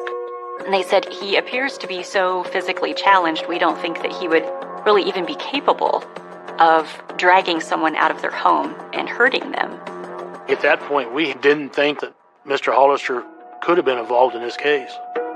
Detectives dismiss Roger Hollister as a suspect. A month has passed since anyone last saw Pat alive, and investigators are no closer to locating her killer or her body. There was a lot of pressure to find Patricia Kimmy. The investigative team wanted to find her. The family wanted to find her. The whole community wanted to find her and get justice for Patricia Kimmy. It was getting frustrating, thinking that we might never find her, never get this case solved. 2 months into the case, police catch a break when Pat's son Tony and nephew DJ show up to the police station with shocking new information. They told us that Roger Hollister went over to the Kimmy sawmill and he wants to talk to Eugene, but Eugene wasn't there. The employee at the sawmill, DJ Kimmy, told the investigators that Roger said to him, "Tell Eugene I'm here to collect. I want my money." And DJ says, "I don't have your money. I don't know what you're talking about." And Roger then said he had taken care of it in reference to my mom. And he said, well, I'm just here to recoup my money, that I took care of the subject. And he also stated that the subject will never be found. It was a major break in the case. We were on to something now.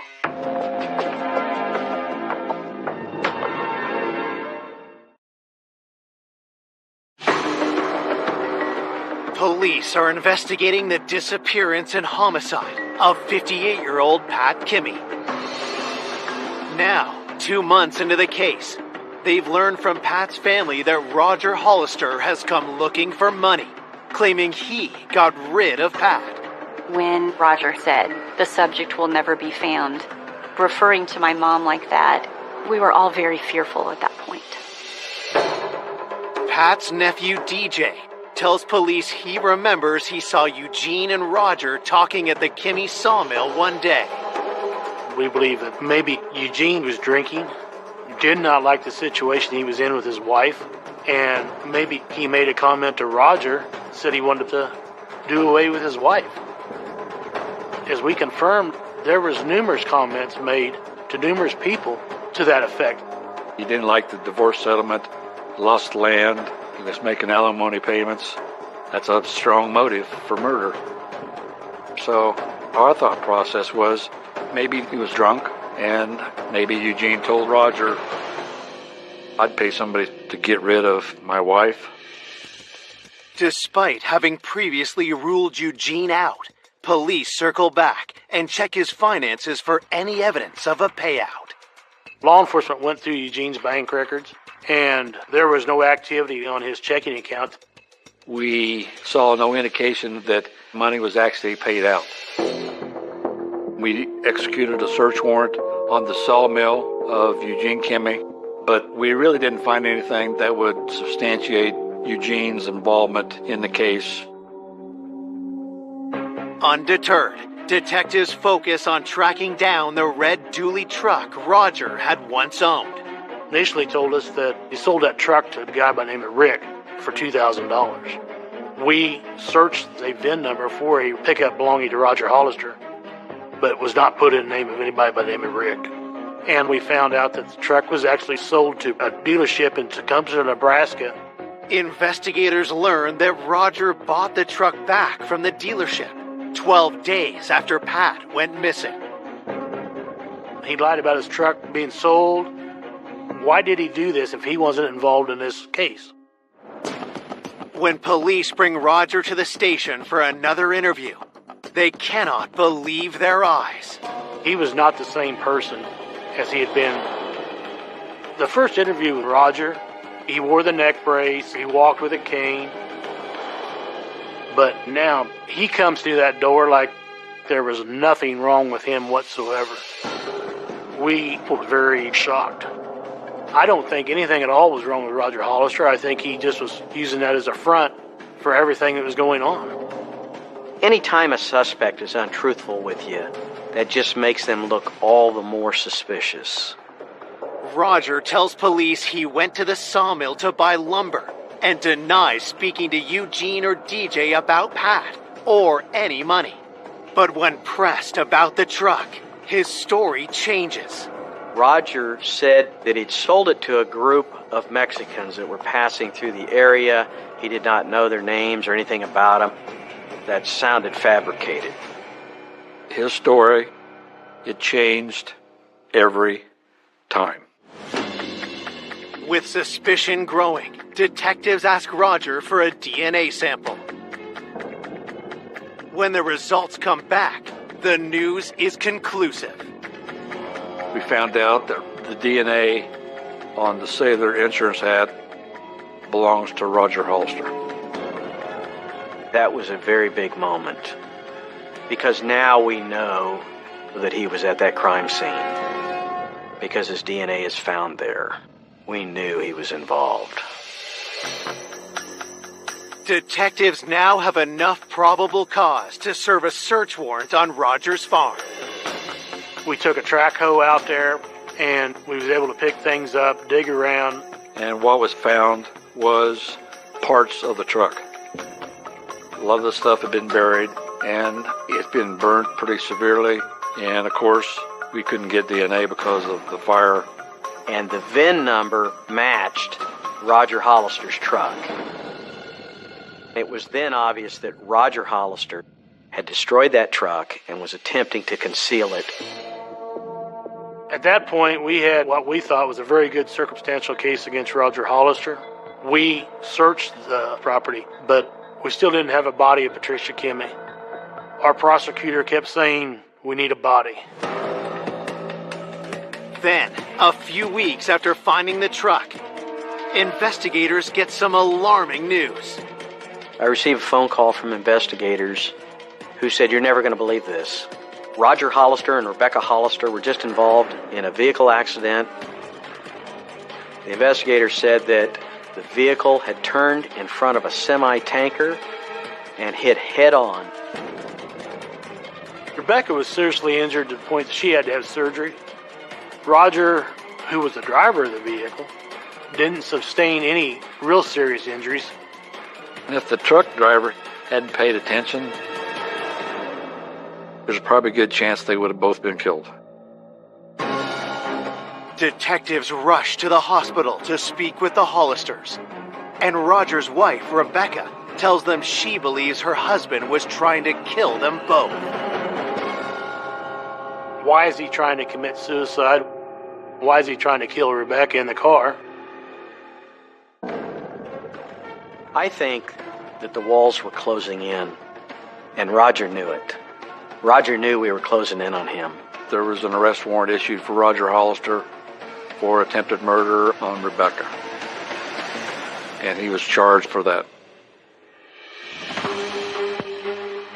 Now in custody, Roger says he wants to tell police what really happened to Pat Kimmy. He said that he was with Eugene when the kidnapping occurred. He said, yes, his truck was used in the crime, but Eugene forced him to go. He said that he just drove Eugene Kimmy and that Eugene Kimmy killed Patricia. And so is Eugene still involved somehow? We don't know for sure. Detectives bring Eugene in for another interview. He admitted that he did not like the situation he was in with his wife, but he says, I would never harm her or kill her. Eugene says, oh yeah, I may have mentioned that I would like to see her dead, but I didn't offer money to Roger to kill her. Eugene Kimmy did not deny that he'd made those remarks, but that he had said it more in anger, just a person running their mouth that's upset with their ex-spouse.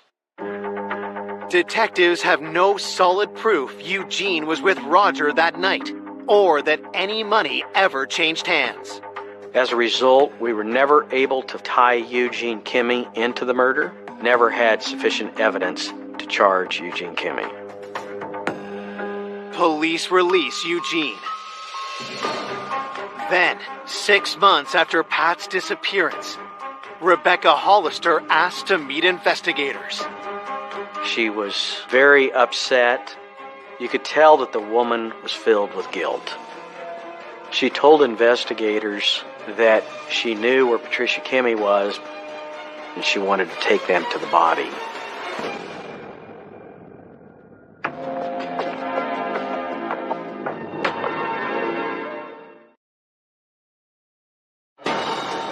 It's been 6 months since police believe Pat Kimmy was abducted and murdered. Now their prime suspect's wife, Rebecca Hollister, is at the station and wanting to talk. She told investigators that she knew where the body was, and she told them that the body was at their farm.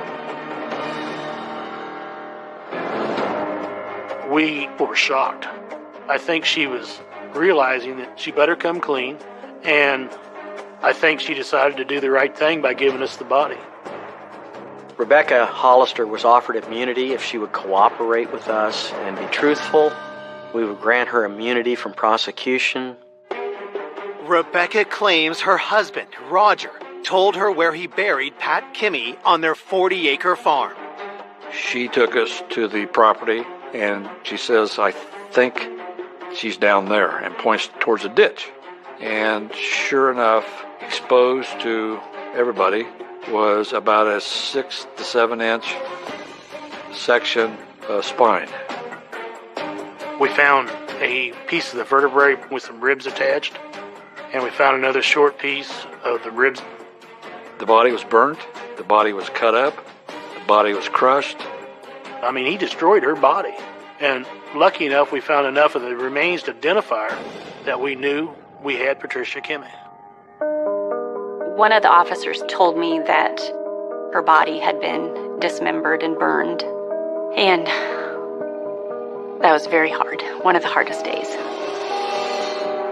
When we recovered the body, I felt we had a very strong case. I felt we had the right man.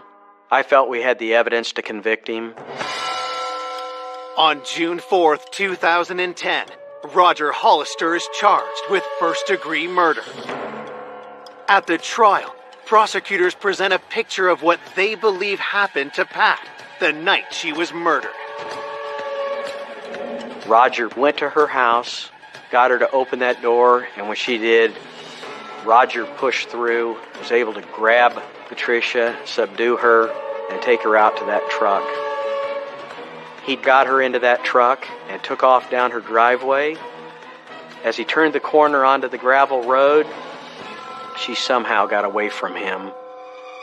She jumped out of that truck, and he pursued her into that ditch. There was a confrontation. I think she put up one heck of a fight, and she was fighting for her life when she was killed, kicking on that ground. We believe that Patricia Kimmey died on the side of that road where the evidence is found, and that he then got her into that truck, returned back to his farm, and tried to burn the body, and then chopped up what was left and buried it there on the side of the creek.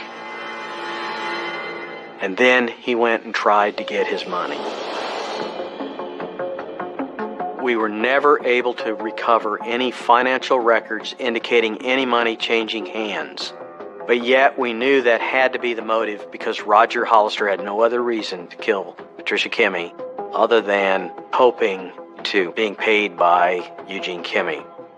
We believed that maybe Eugene was mouthing off about paying to kill Patricia and that Roger heard that. I think that Eugene made one of those drunken comments that he would like to see his wife dead, and Roger acted alone and went out and done it. That was a very big shock. You really couldn't make up a case like this. And it really was like something written for TV, but it wasn't. It was real. To cut a body up and burn a body up, that's one of the most evil things you can do. It was very unexpected. There was a lot of twists and turns, but ultimately we just wanted justice for Mom.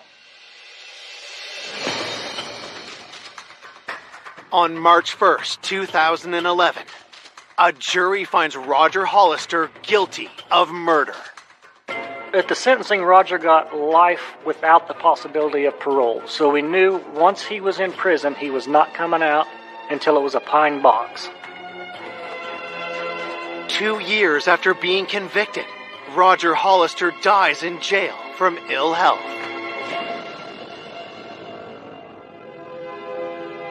You know, I don't know if that will ever seem fair that he spent such a short time in prison.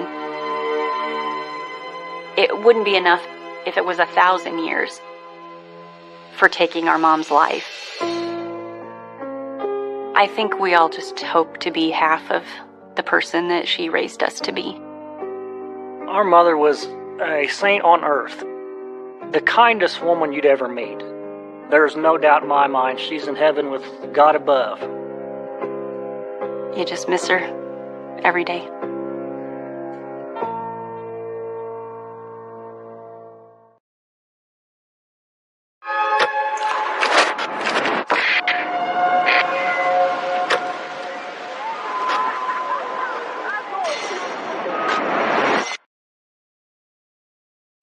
A vibrant young woman making a fresh start in life. My sister had a great sense of humor. She was just full of life and ideas and fun. She had a new graphic design job, a new relationship, a new place to live. She was looking to a new future. Is mercilessly slaughtered in her home. The person slit her throat. It was a shocking murder. Whomever the attacker was extremely disturbed. You just can't register it. She didn't have any enemies. Everyone loved her. Investigators tracked down multiple suspects. There was a creepy guy just watching her. There was a note that said, "Saw no signs of life." Then police discover an enemy in disguise. They were using other individuals to try to throw us off. It was a bombshell. Detectives unmask a killer no one could have imagined. And I said, what? It didn't make any sense to me. I was in complete shock.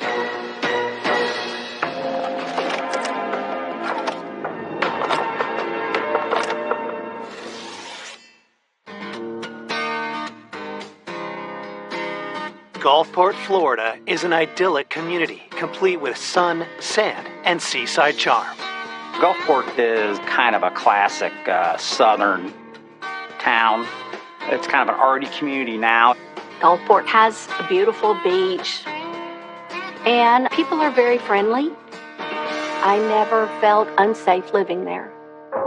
On May 24th, 1984, Gulfport's laid-back lifestyle is shattered when a disturbing discovery is made.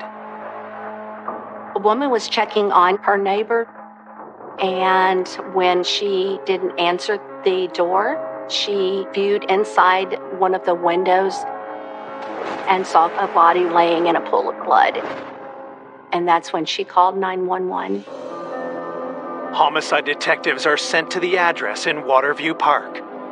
Entering into the residence, I noticed broken glass, and I saw the victim's body. There was a copious amount of blood pooling around her head. She looked like she had been hit with a blunt object. There were several stab wounds up and around her neck area, like it was an attack of rage. The victim was partially clothed in a black teddy over a white t-shirt. It was kind of unusual for someone to wear a teddy on top of their t-shirt.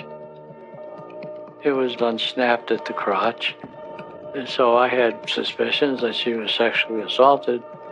Even though the area was so gory, she had no blood on the soles of her feet. And that was important because you could see bloody footprints, and it appeared to be a barefoot as well. We surmised that the perpetrator stepped in the blood after the attack was over. The scene is so bloody, it's not yet clear what exactly happened. The body is sent for autopsy, while detectives continue surveying the home. There was blood on the bed, blood smears on the drapes, and blood on the windowsill. Possibly the attack started in the bedroom area and then traversed over into the living room. The trail of blood would indicate that she was fighting throughout. I think she was able to get away from her assailant and run through the house and open the door. There was some blood and hair on the door, and it looks as though she was stopped, drugged back in, and then finished. Upon examination of the residence, we couldn't find any type of weapon. The crime scene was indicative of a very involved struggle, yet there was nothing knocked over or in disarray in the house. Now, it's possible that could actually happen that way, but it's also possible somebody went back in and cleaned it up. Police speak with the woman who found the body. She tells them the victim is her neighbor, Karen Gregory. She said the victim's boyfriend, David, was at a conference in Providence, Rhode Island. David had not heard from Karen, and so he called and asked if she would check to see if Karen was okay. Born in Albany, New York in 1948, 36-year-old Karen Gregory was a loving and kind free spirit. She was the center of attraction at any gathering, and people just loved her. Karen had a great sense of humor. She was a really good artist, had a great eye. She was a smart woman, and very clever and witty and talented. Karen loved to seek out new places and was always up for an adventure. She traveled a lot. She would go to Jamaica and explore. And I think her ultimate goal was to go to Jamaica and teach art. Before Karen can make her dream move, a chance meeting in Florida changes her plans. And then she met David. David was an interesting character and probably a match for my sister's wit. He was very clever, very intelligent. David was a therapist for PTSD Vietnam vets, and they were just a really good match for each other. They were probably almost a year into the relationship where she had been visiting enough and staying there enough that it was time for her to move in with him.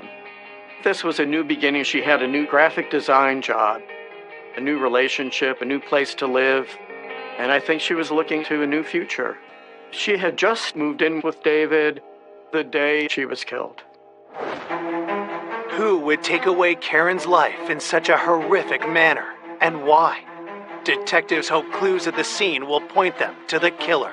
Well, we found the Village Voice publication from Providence that struck us as really strange because David was supposed to be up there at the time. That newspaper actually was dated the day that Karen could have been murdered. Was David really in Providence, or had he returned? Before detectives can contact David to question him, they find another lead outside. A note was placed on the car. The context of the note itself was quite telling. It says, "Came by, I have something for you," but there was no sign of life. Rather brief note. But obviously, the no sign of life would, send up a red flag. The note is signed by someone named Peter, but there's no other information, so police have no way to track him down. Officers collect the note as evidence, as Karen's family is notified of her death. The day I got the call was just a beautiful, warm day. This isn't the kind of day that these things happen on. They had found my sister murdered. And I said, what? It didn't make any sense to me. And my mind just went through all of these situations to make that call impossible. And everything will be okay.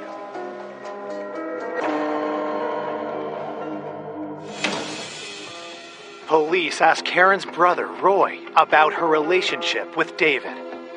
Karen's brother indicated that there was a little conflict between Karen and David in that Karen may have had an interest in another individual. In Jamaica, she met a guy, and then she'd stay longer and longer on these trips. I think she was kind of torn maybe between both realities and both futures. We also found out that Karen and David had broken up for a length of time before her death. It wasn't some huge breakup, and she was still moving in, so we assumed everything was going to be worked out. But the weekend she was moving in is the weekend she was killed. The murder was at David's house, and I knew there was a rift there.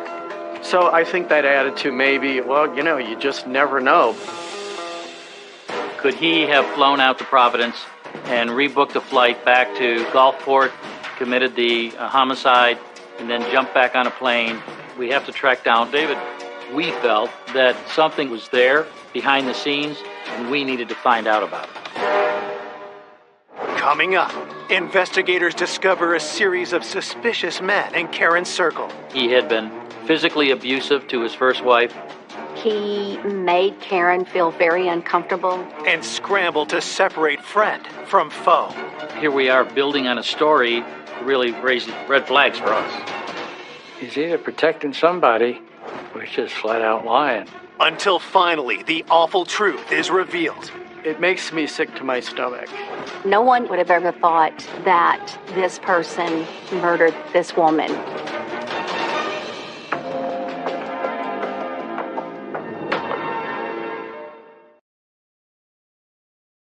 A day after 36-year-old Karen Gregory was brutally murdered in her home, police in Gulfport, Florida suspect her boyfriend, David Mackey, could have killed her, and they need to track him down. Detectives found out that David was in Albany and that he had flew there to be with the family for the wake and funeral of Karen.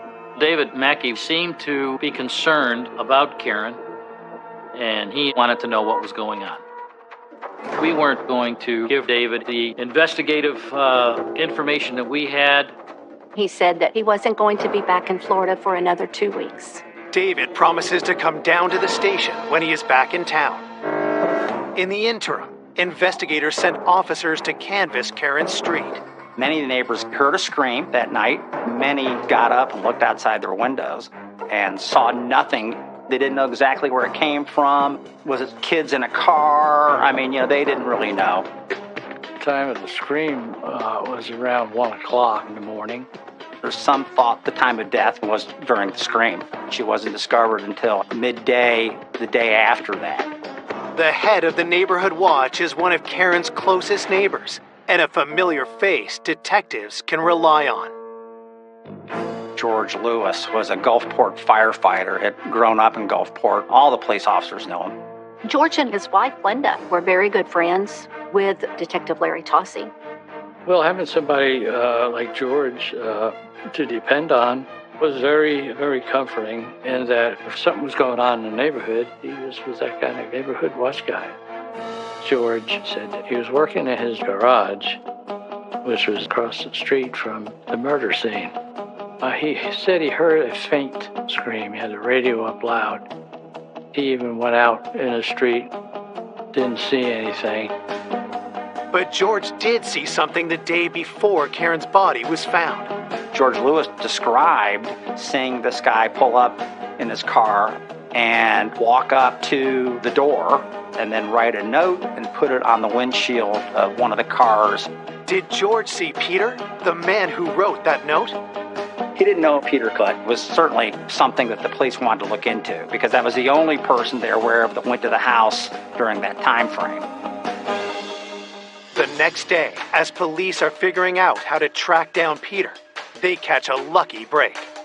In order to release the remains of the body, Karen's old roommate was asked to identify the victim.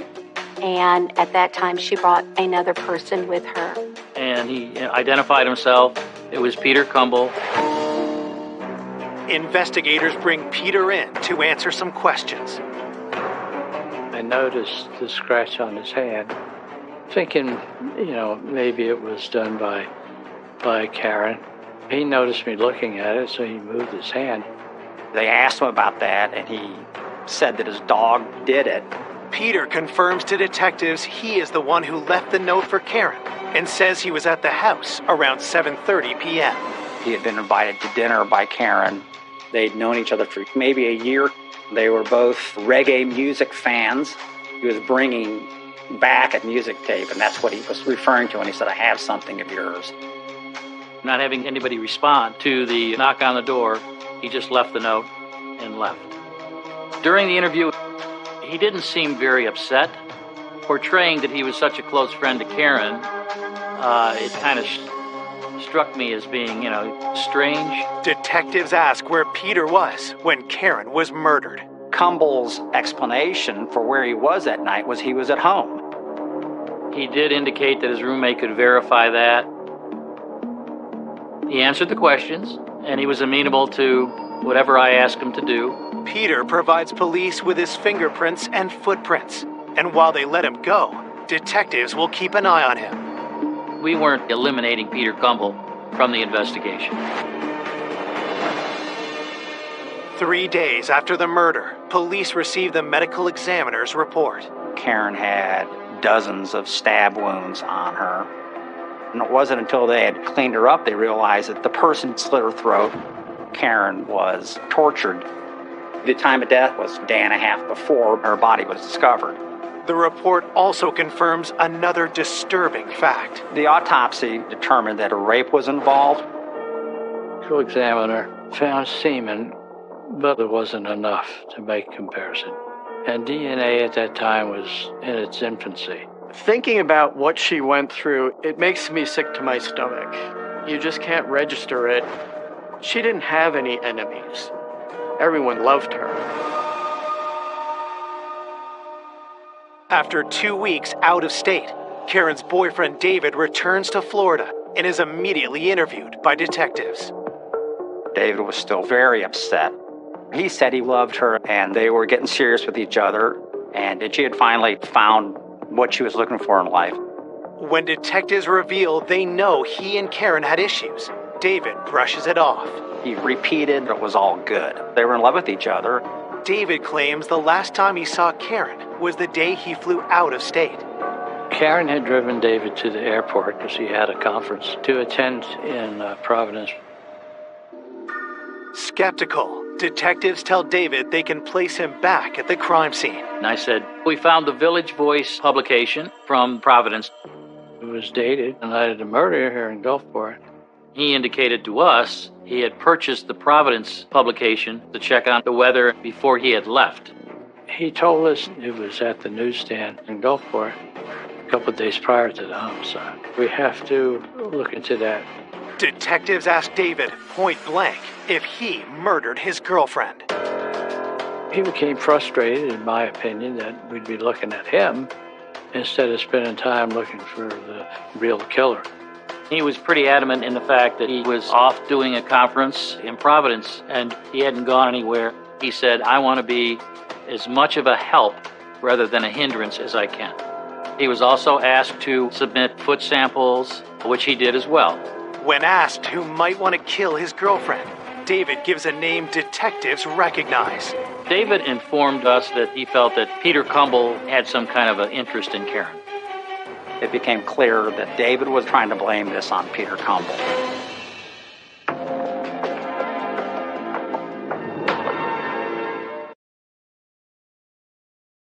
Police are investigating the grisly murder of Karen Gregory. Her boyfriend, David Mackey, denies being involved and points detectives towards Peter Cumble, a man police have already questioned and released. In David's mind, he felt that Cumble was someone who had an interest in Karen, like as a potential girlfriend. David wasn't aware of anything about Cumble being invited to dinner and really probably had no real reason to see why Cumble would come by the house while he was gone.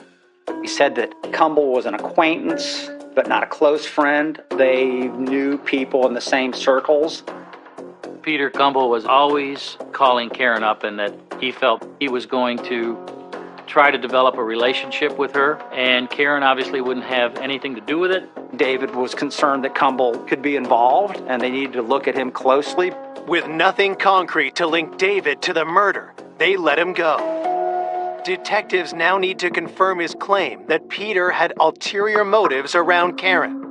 When police try to bring Peter in for another interview, they hit a problem. He had left Gulfport right after his first interview.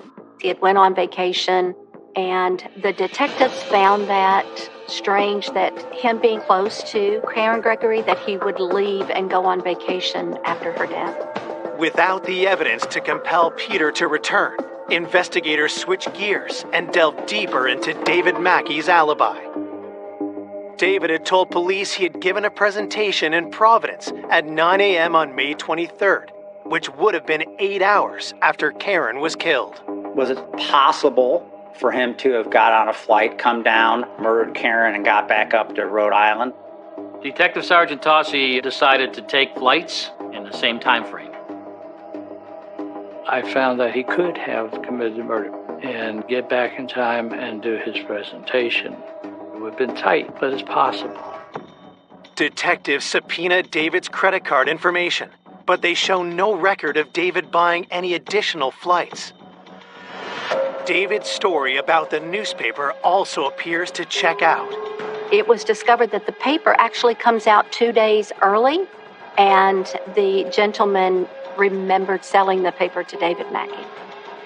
David was telling the truth, and his alibi was solid.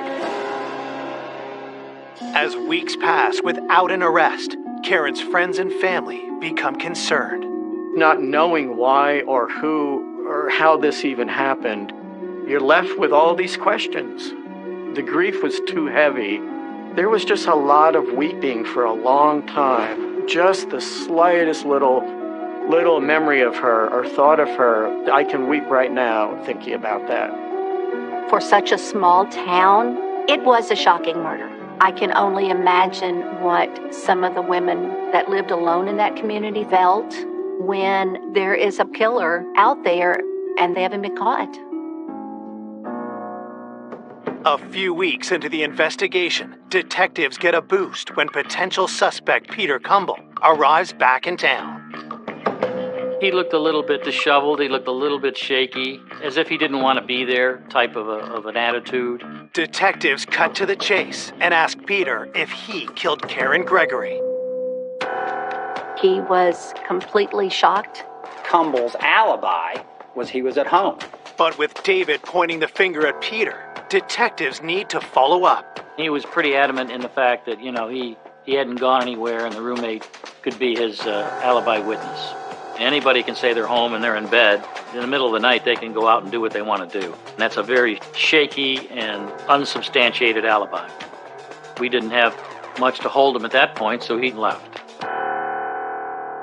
Needing something concrete to tie Peter to the murder, investigators hope his footprint sample matches the one found at the scene. There was a partial bloody footprint on the floor. We did send it off to the sheriff's office, and we waited quite a period of time, and then we heard back that they couldn't find any identifying ridges or swirls. It's a big disappointment to me that our sheriff's office couldn't make a match. Detectives refuse to give up. The photograph of the bloody footprint looks mostly like a smear. So it was sent to Washington for the FBI to look at, which was not uncommon practice, especially if you had something that might be difficult for a local person to do. The analysis won't be fast, so investigators go back through everything collected at the scene and find a potential piece of evidence. There was a schematic drawing of a clock. It appeared to have a blood stain on it. Did the murderer bring that with him and leave that there, forgetting about it? Did he get blood on it while this happened? So it looked like a pretty good clue they needed to follow up on. They were able to determine that these were schematics that had been drawn by Stephen Fischler, who was someone that Karen worked with. Detectives send the blood on the drawing in for testing, and when they look into Stephen Fischler, they discover something troubling.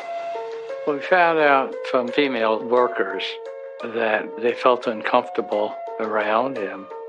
That he showed the girls pornography, and they took offense. They indicated they were afraid of him. According to one friend, Stephen Fischler made Karen feel very uncomfortable many times. He made unwanted advances. At one time, he gave her a provocative novel that he was writing. Fischler, as far as the way he behaved in the office around women, he was a suspect. We decided that we needed to have an extensive interview with Stephen Fischler. Stephen Fischler had kind of a defensive attitude. He was curt. He said that they didn't really know each other. He and Karen had seen each other at work, but she had only been working there a short period of time. When Stephen was questioned about the schematic, he had no explanation for how it got into her house, other than she probably took it home with her. Detectives grill Stephen about his reputation among his coworkers. And he became angry. He says, I had no idea. We asked him if we'd take a polygraph test. He agreed to do that. Stephen didn't really want to answer the questions. He was extremely frustrated. Just when investigators think they won't get anything out of him, Stephen says something truly shocking. During the polygraph, he blurted out, "Okay, I did it." Everybody thought, well, heck, this guy is confessing.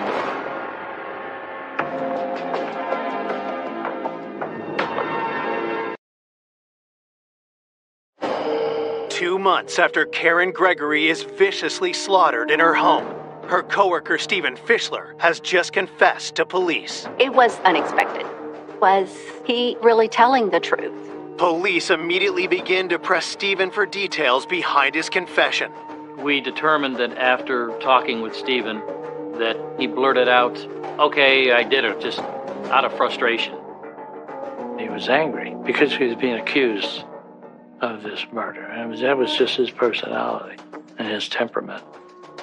Stephen retracts his confession and proceeds with the polygraph. He passed the polygraph. It showed no deception indicated. The result was totally unexpected to us. It basically cleared Fischler. But Stephen's not off the suspect list just yet. He refuses to provide a footprint sample, so police must wait for the results from the schematic drawing to see if any foreign blood is detected. In this case, the blood was clearly all her blood, and it wasn't Stephen Fischler's. There was a lot of frustration. It kind of hit a dead end. Running out of suspects, investigators switch up their approach and put together a behavioral analysis profile of the killer. You're trying to look at, what causes people to do what they might do. It wasn't your general whodunit. Whomever the attacker was extremely disturbed. He was the type of individual that had various fantasies, sexual fantasies, which drove him to commit the murder of Karen Gregory.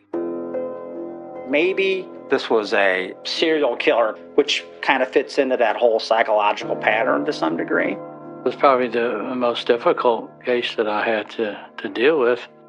5 months down the road from the homicide, I just couldn't let the case go. Couldn't put it on the shelf. For Karen's family, coping with the reality that her killer may never be found is overwhelming. We kind of thought they're never going to solve this, which was just alarming to us. And that's another whole kind of pain. It was a nightmare. She was a sweet, wonderful young woman. And the killer was a brute, who butchered her. Finally, a break comes in December, 5 months after the murder, when detectives make a discovery that revitalizes the case. Tassi was talking to a person who lived a few blocks away from Karen, and that person told him they had heard the scream. She described it as just a wail, and that it was very disturbing. Tassi was like, he didn't realize it was really that loud that actually over 2 or 3 blocks people heard this. This new information is in direct conflict with the statements of the neighborhood watch head. She's several blocks away and she hears the scream, and George is right across the street. How come he didn't hear more than what he said was a faint scream? It didn't make any sense.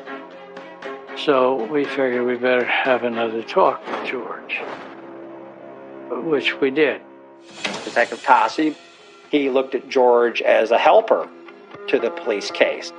George was a firefighter, the neighborhood watch guy that was actively out there. When we went over his story, he indicated that he had heard the scream, that he walked to the edge of his driveway, looked around and didn't see anything. Now, George adds a new detail to his account. Now he sees somebody on the lawn under the big oak tree. The story was quite a surprise. Why didn't he report it? Why didn't he call? He didn't really know what to say. I think in many ways he sounded nervous. George describes the person he saw the night of the murder. He said he was like 6'4" and had red sandy hair. He was a big, strong-looking guy. It was certainly something that the police wanted to look into. Armed with the new information, detectives try to track down this mysterious man. And in doing extensive neighborhood interviews, it was related to us there may be a peeping Tom in the area that fit. We thought, well, we may have something to go on here. I interviewed one person, and she said that she had a peeping Tom at her window. And when she noticed him, he took off. Could the peeping Tom be the killer police have been looking for? Investigators showed George pictures of possible prowlers. He couldn't identify any of them. So the mystery man in the lawn remained unidentified. So there's some thought that he might have been watching that house and watching her and knew that she was alone that night and knew David was out of town. I felt terrified, especially at night. I kept my doors locked. I didn't want to end up like her. Detectives find another woman in the neighborhood who recently saw the prowler. There was a creepy guy just watching her for some unknown reason. She caught him peeping in the window and he took off. The woman recognized the man. When she tells police his name, they're stunned. It was a big surprise.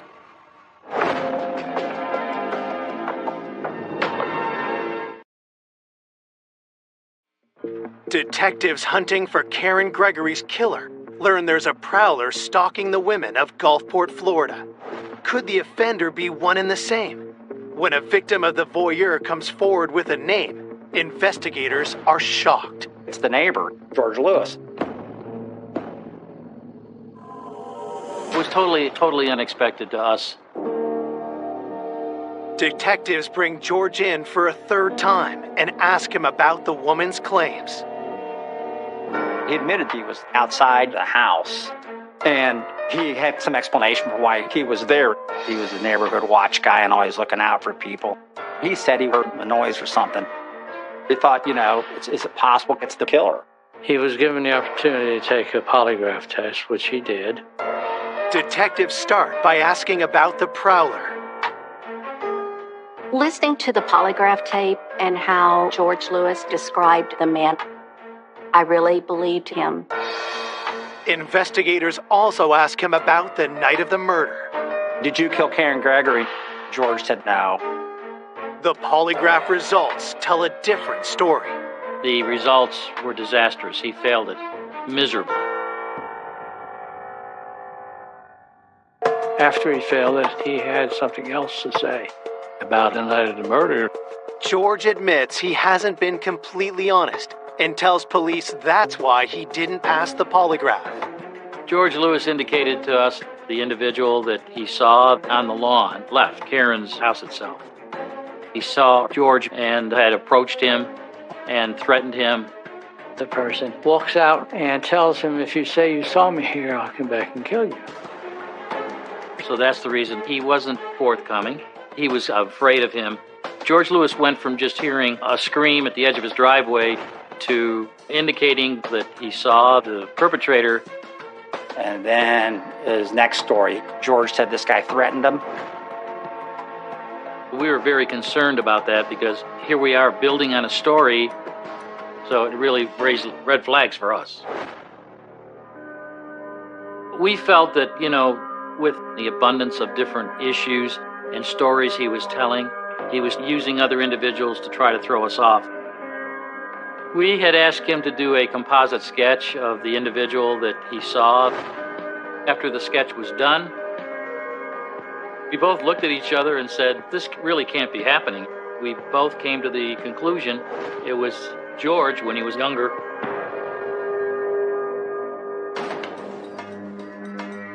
I think he thought the police had a witness who saw somebody in Karen's yard. So he was making this description of the person who scared him get closer and closer to looking like him. He's either protecting somebody that he knows, or he's just flat out lying. We have to look at George a little closer. Investigators collect his foot and fingerprints, but with little hard evidence to hold him, George is released. Detectives take a deep dive into George's past and make some disturbing discoveries. He had been physically abusive to his first wife. According to her, there were times when he had been violent with her. He had choked her. The crime itself shows some pretty deep-seated violence towards women, and I think there was aspects in his background where you could see that. George had gotten into a swingers club. That was a part of George I never really saw, or never knew. He's never said anything like that to me. So that was kind of surprising. But things were building up with him and his behavior. It appears George developed a troubling fascination with Karen before she had even moved in. One of George's friends told me that Karen was visiting over at David's house. Karen had come out in a bikini, and he made some comment about liking to have an orgy with her. Got aroused.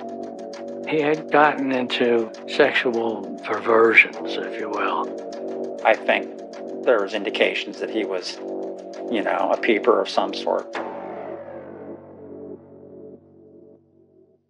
Still looking for hard proof, detectives ask George's wife about the night of the murder. She was woken by the scream. After just a few minutes, George came in from the garage. The killer would have been covered in blood, but George wasn't. When you sit back and you look at these things, could you say to yourself, well, maybe he really didn't do it. Maybe his story makes sense. Or maybe he's covering up for somebody that did do it. You know what I mean? And so now it's, where do we go from here? At that time, we didn't have, DNA. The only thing that could tie itself into the case was the footprints. Detectives are still waiting for those results. It was getting extremely, extremely frustrating for the team. And then the months just went by, nothing happened.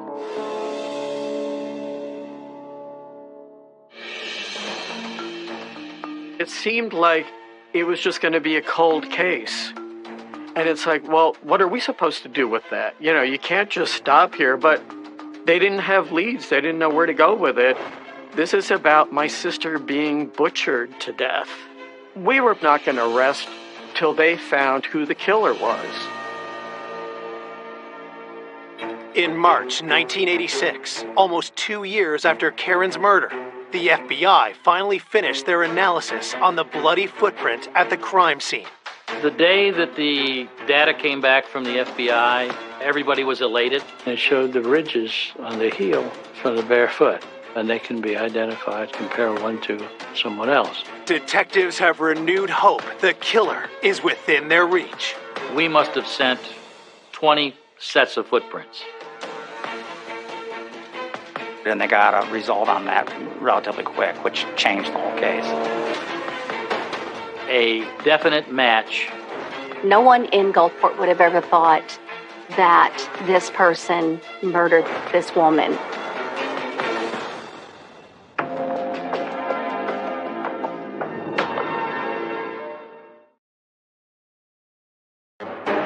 Nearly 2 years since the brutal slaying of Karen Gregory, detectives have just received a report back on the bloody footprint found at the crime scene.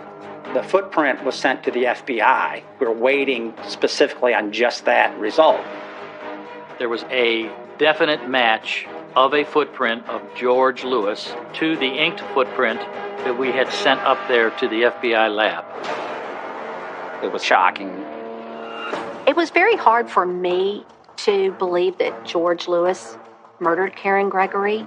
He was the head of the crime watch. He was a firefighter. I was in complete shock.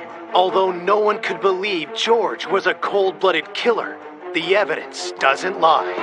Footprints with their ridges and their swirls are similar to fingerprints. If you have enough of those patterns to present to a match, then they're just as good. I didn't want to believe it, and I had to face that. I trusted George. He was toying with me. He certainly wasn't the person that I thought he was. The detective knows he has to ask his old friend some tough questions. We asked him to come into the station, and that's when we confronted him with the footprint. That's when he said, I crawled in the window. It was a bombshell. Now here's a whole new story where he's absolutely in the house. He indicated that he had heard the scream. He had gone through the bedroom window to try to assist Karen. He said that he saw her laying there with her throat cut open. Only the killer would have known that her throat was cut. He said he had stepped in the blood to assist her or help her, and then he had exited out through the bedroom window. His explanations didn't make sense. If you assume that his story is true, that he was threatened by this person in the yard and was too scared to do anything about it, then why would he go into the house? Why didn't he call police at that time? His story is BS. But the nail in the coffin, of course, was the footprint. Investigators also talked to George's wife again, and they learned he would have had time to clean up after the crime. His wife had been very defensive of him, but she changed the story. George was gone for the longest time, she said, 20 minutes or more. We don't have to prove motive. We felt we had enough probable cause then to make an arrest. I had mixed feelings. I was sorry it was George, but yet I was a little upset that he just led us on. Nearly 2 years after Karen's brutal murder, on March 15th, 1986, George is charged with first-degree murder and sexual battery. It was a huge relief that they had finally found someone, but it was a shock, just a shock, and still no reason. Why would a neighbor do this? I think in looking at him, it was pretty clear that he had a fairly misogynistic view towards women. He thought she might be an easy mark or an easy target. At trial, investigators put forward their theory about how the murder unfolded. George Lewis would have gone over knowing that David was out of town.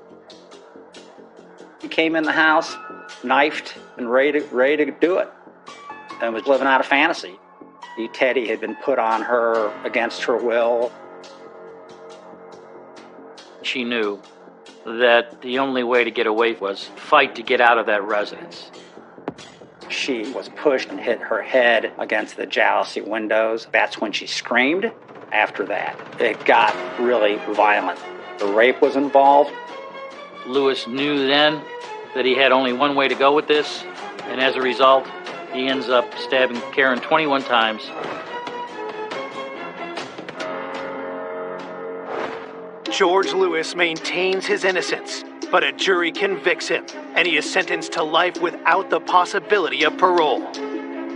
No one ever really wants to believe that someone that is there to protect and to serve could do something so horrible.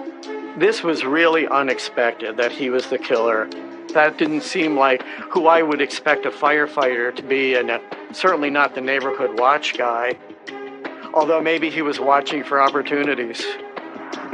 I was relieved we could actually get justice for Karen and all the people who loved her. There was a little bit of justice in knowing he was in jail. My sister probably would have forgiven him. That's the kind of person she was. It's funny sitting here now. She was alive for as many years as she's now been gone. She never lived, we never got to know who she'd be as an old lady. She was just full of life and ideas and fun and humor. I have her ring on right now that she made for me. Karen and I were really close.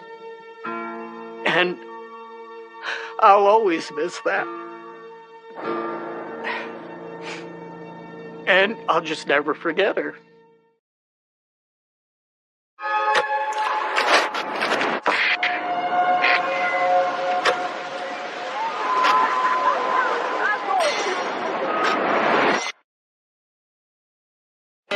A gregarious young man, just months away from his wedding day. He was always happy. All he wanted in life was to have a family, work hard, and fall in love. Has his future viciously ripped away. It was evident the young man had been bludgeoned. It hurt me so much, and I lost it. Investigators are sent down a rabbit hole of suspects. He was violently jealous. He's a significant drug dealer. It looked like that he may have been kidnapped. They were accompanying a very scared-looking Hispanic young man.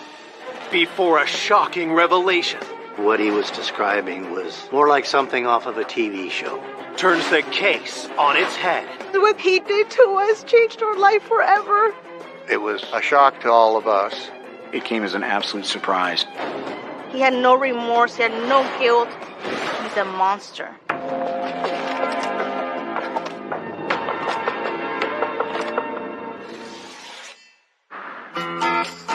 Cornelius, a small town in northern Oregon, nestled among picturesque orchards. Cornelius is a longtime farming community. It's a very kind of nice, sort of sleepy place. It's kind of a little bedroom community. It's mostly a blue-collar town, working class. The calm of Cornelius is shaken one quiet morning with the reported disappearance of 20-year-old Gonzalo Pizano Guzman. That morning, my mom saw that Gonzalo's bed was made, like no one slept there. So she obviously got all concerned. He didn't come home last night. And then my mom tells me to go to the police station with Sol to report him missing. His fiancée, Sol, and his sister, Juana, had been actively looking for him that day.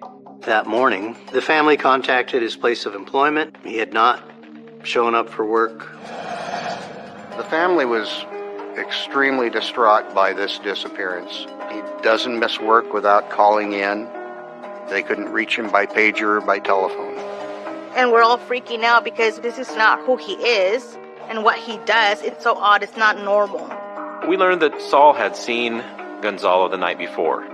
They had visited with each other until about 9:15 that evening, and Saul reported seeing him leaving in his car alone, headed home. But he did not return home last night. To aid the detectives, Saul provides a description of what Gonzalo was wearing when she last saw him.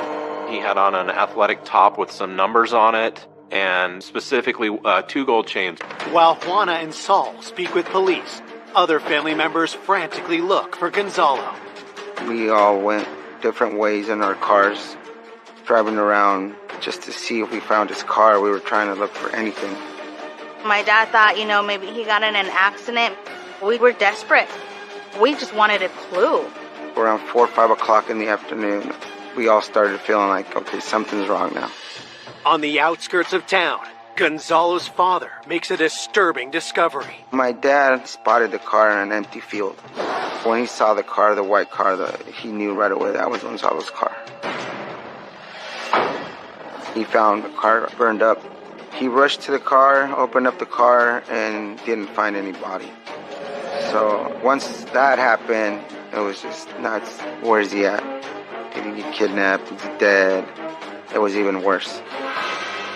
Detectives arrive and search for signs of what happened to Gonzalo. The car was totally destroyed by fire. It appeared that the car had been heavily doused with accelerant, probably gasoline. Somebody was clearly trying to cover up evidence from inside that vehicle. There was no evidence of any body. There were zip ties found near the car. As far as the scene was concerned, it yielded minimal clues. As the car had been burned completely, the chances of DNA or blood or fingerprints were greatly reduced. Later that afternoon, another chilling discovery is made, just 11 miles away. A citizen had seen something that looked like a dead body in the ditch on her road. The body was found about a 15-20 minute drive from where the burned car was.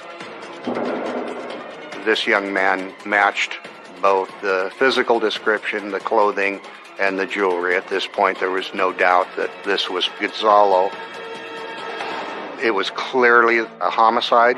There was evidence of bullet wounds on the body and what appeared to be repeated knife blows to the heart. We also discovered some injuries to the back of the head, and it was evident the young man had been bludgeoned. It was apparent that he had died a violent death. We felt almost immediately that this was very personal in nature. There was no phone and there was no wallet at the scene, but he still had his jewelry with him, which were gold. So the thought of this being a robbery was off the table pretty quickly. There was another motive here. There were zip ties found near the body, and they matched the zip ties from the scene of the car. One of the things that went through my head was, had someone brought zip ties to restrain Gonzalo? We also located 4 spent casings from a .40 caliber semi-automatic pistol. After finishing up at the crime scene, police are faced with the difficult task of delivering the devastating news to Gonzalo's family. The police came early in the morning. I opened the door and they told me, "We found your brother, but unfortunately he's dead." I was in shock. ¿Viste? Me volví loca. Y yo gritaba. Y gritaba y gritaba. I heard my mom screaming. It was something I never want to hear again. It's not even a scream. It's a pain so deep that only moms know what that is. I found out that he was murdered. And I lost it. Era gritar, llorar. Algo tan fuerte que todavía de mi mente no se ha acabado. To know that such an amazing person was taken away, he didn't deserve to die that way. Bottom line is, I don't have my brother anymore. Born in Mexico in 1979, Gonzalo had a playful spirit. He loved to dance, he loved music, always a smile, always caring, and always joking around with people. Gonzalo era un muchacho alegre y llegaba, me abrazaba y siempre quería bailar conmigo. When the family moved to the United States in 1989, outgoing Gonzalo settled in quickly. He was very charming. He was really good looking. He was popular with the girls. So he was always asked to be in quinceañeras, which is a traditional, party for us Mexicans when you turn 15. In 1998, Gonzalo met Marisol Mora at a party, and the teenagers quickly fell in love. De que estaba muy enamorado de Marisol. Marisol era el amor de su vida de Gonzalo. Era todo para él. Todo. It was that genuine love and happiness. There was a light in him. He was a completely different person, a happy, full person. All he wanted in life was to have a family, work hard, and fall in love. After a whirlwind romance, Gonzalo proposed to Marisol. So the wedding was set to be in September. That was just a couple of months after he was murdered. We have a big family, so it was going to be a big deal. But instead of a wedding, Gonzalo's loved ones are left heartbroken and grieving. While his family plans a funeral, detectives are digging into the work of this homicide case. This case was puzzling. There really didn't seem to be a strong motive as to why this young man was murdered. Everything was going good in his life. He was responsible. He wasn't involved in gangs. He's just very well liked, very upbeat, and just a trustworthy young man. It was really difficult. There were still so many unanswered questions, and we had no definitive leads as to who would have caused this or who we were looking for. The fact that there was still a killer out there, to me, it was very ominous. This is very grim. We needed to really look into who was responsible for this. Coming up, investigators uncover a menacing grudge. He held an extreme dislike for Gonzalo. He was determined to have Gonzalo killed. The knife wounds directed at the heart did speak of extreme animosity. And leads them to discover a web of alarming secrets and lies. She wasn't in love with Gonzalo, and he wasn't in love with her. She admitted it was all a lie. He saw skinheads in the vehicle. And that's when we really started to think something was wrong. Before the truth blindsides everyone. I was in shock. It was so senseless. It was so senseless.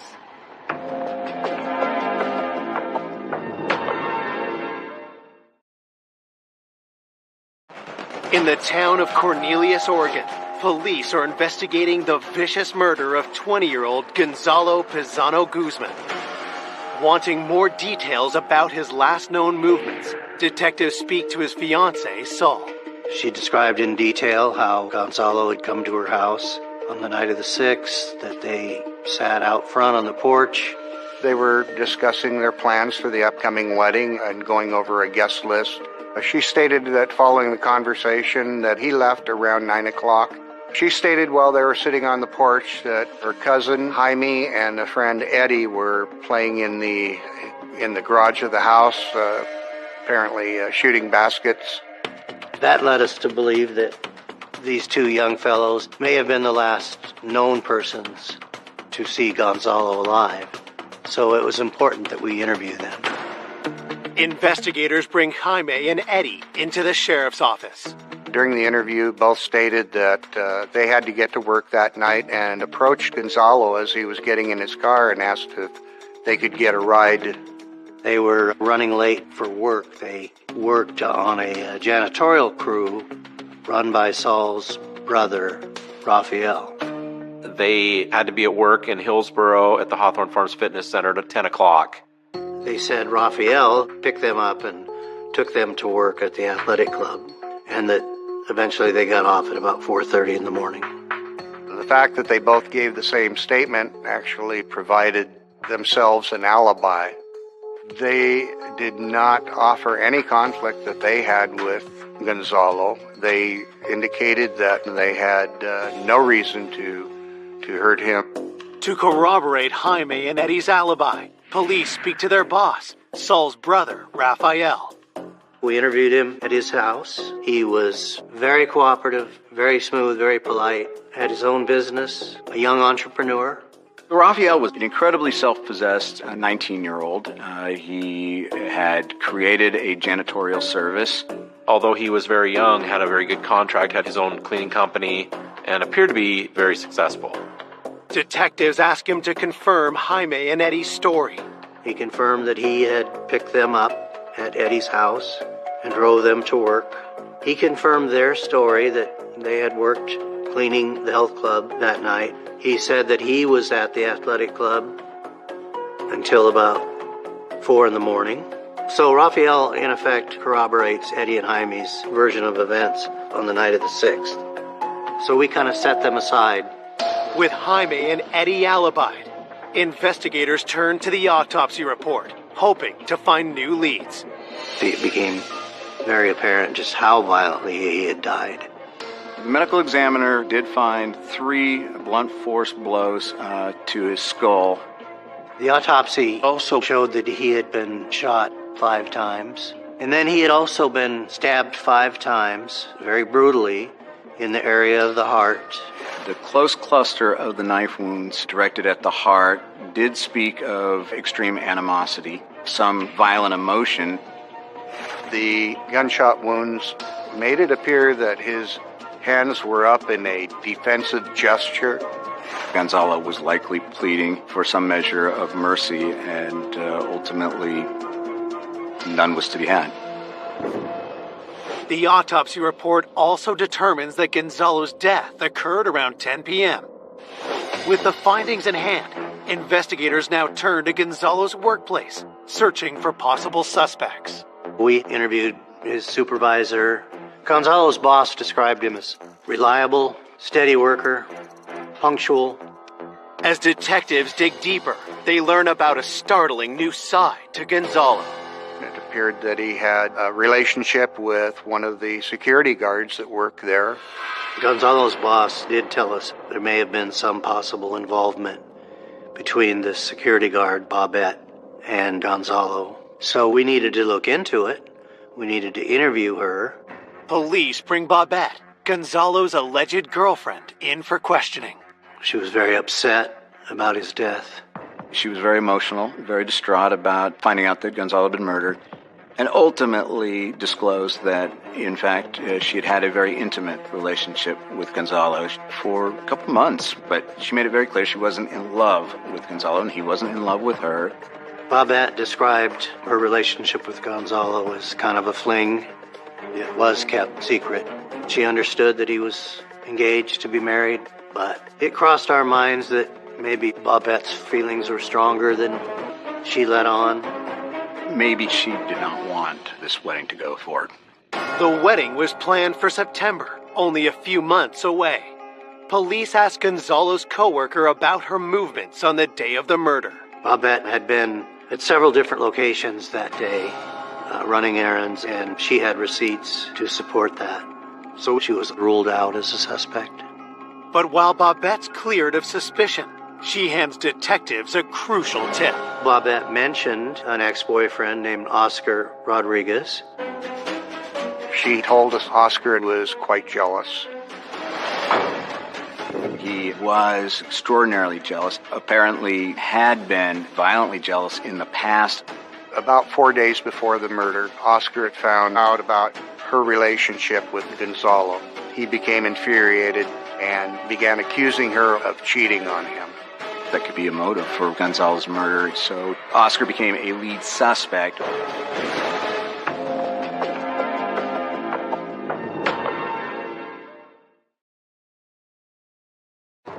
Only 2 days into the investigation of the vicious murder of Gonzalo Pizano Guzman, police discover he was involved with his coworker, Bobette. Now she's pointed the finger at her jealous ex, Oscar Rodriguez. She speculated that maybe he had something to do with it. We looked into him. He had a criminal history. He'd been pretty extensively involved in gangs at that point in his life, and he was well known to the local police. Very much an impulsive young man that was also involved in drug activity and drug use. Bobette told us that this was a relationship she had to escape from. She personally felt threatened by his presence and his behavior. And she was very worried that perhaps he was the one that took some action towards Gonzalo. Investigators uncover a troubling detail about Oscar's life. It was discovered that Oscar Rodriguez's mother lived right next door to the victim's family. The investigation kind of perked up as far as focusing in on Oscar, given the fact that he had such access to Gonzalo. Detective suspicion grows further when they speak to Oscar himself. When Oscar Rodriguez was interviewed, he lied to us and told us he had not had any contact at all with Bobette and didn't really know anything about what was going on. When we started to confront him that this was in contradiction to the information that we had from Bobette, he became furious, started yelling at us. "You don't trust me." He stated he had no claims to continue any relationship with Bobette, and he wanted to wash his hands of this entire investigation. Because of his nature, he just drew suspicion upon himself. He was asked if he'd take a polygraph to show that he didn't have anything to do with Gonzalo's murder. He became very volatile and immediately demanded to end the interview. And actually stormed out of the interview. With Oscar not cooperating, detectives investigate his whereabouts during the time of the murder. During this time frame, Oscar Rodriguez was actually serving a sentence in the Restitution Center. The Restitution Center is a work-release facility for low to mid-level offenders, where Oscar could get passes to go out and find work. So the question was, did Oscar have a pass at the date and time of the murder? Was it possible that he wasn't in the Restitution Center? He is on a strict timeline. He had to check in, check out. It's a secure facility. The building is locked. There are alarms on all the doors and windows. At the Restitution Center, there is a lockdown period at night until early in the morning. After the records were examined, it was positively concluded that he was in the Restitution Center at the time Gonzalo was killed. It was impossible for him to have been involved in the actual homicide. And ultimately, he was ruled out as a suspect. It's been a week since the murder, and the investigation is no closer to finding a suspect. Meanwhile, the family prepares to bury their beloved Gonzalo. It was really hard on everybody. My mom decided she wanted to take him to Mexico. He was buried over there, and we all stayed for a while trying to grieve together as a family and process what had just happened to our family. My mom was just devastated. It hurt me so much to lose Gonzalo.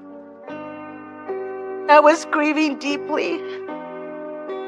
I was in denial. I was in my own world. And I don't even know how I got by.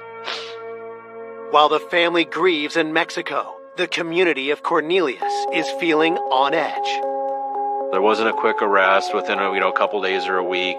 This caused concern in the community because no one knew who did it. Searching for new leads, detectives turn to the public. We decided to put out a reward for information, and the idea was to get people to come forward if they knew anything and let them know that we're a little bit frustrated with where this investigation is going. We need public help. Nearly 2 weeks after Gonzalo's murder, police get a tip that sends the investigation in a whole new direction. We got a call from an employee of the SB gas station. His name was Ryan Petty. He claimed that he had seen some graffiti written in the bathroom of the gas station. And the graffiti said, "Gonzalo Guzman, 12th Street Gang, please help, call the police." And once he heard about the reward, he put Gonzalo with that name Gonzalo and recognized it must be the same victim who had left that cry for help on the wall. Detectives rush to the gas station to interview Ryan. While interviewing him, he divulges a shocking revelation. So what called his attention to the bathroom was shortly before he saw a car pull up, a white Monte Carlo, that had, in his words, skinheads in the vehicle. One of them allegedly had a swastika tattooed on his body. They were accompanying a very scared-looking Hispanic young man. He stated that it looked like that Gonzalo may have been kidnapped. That was significant in the fact that we felt this was a big break that came in the case.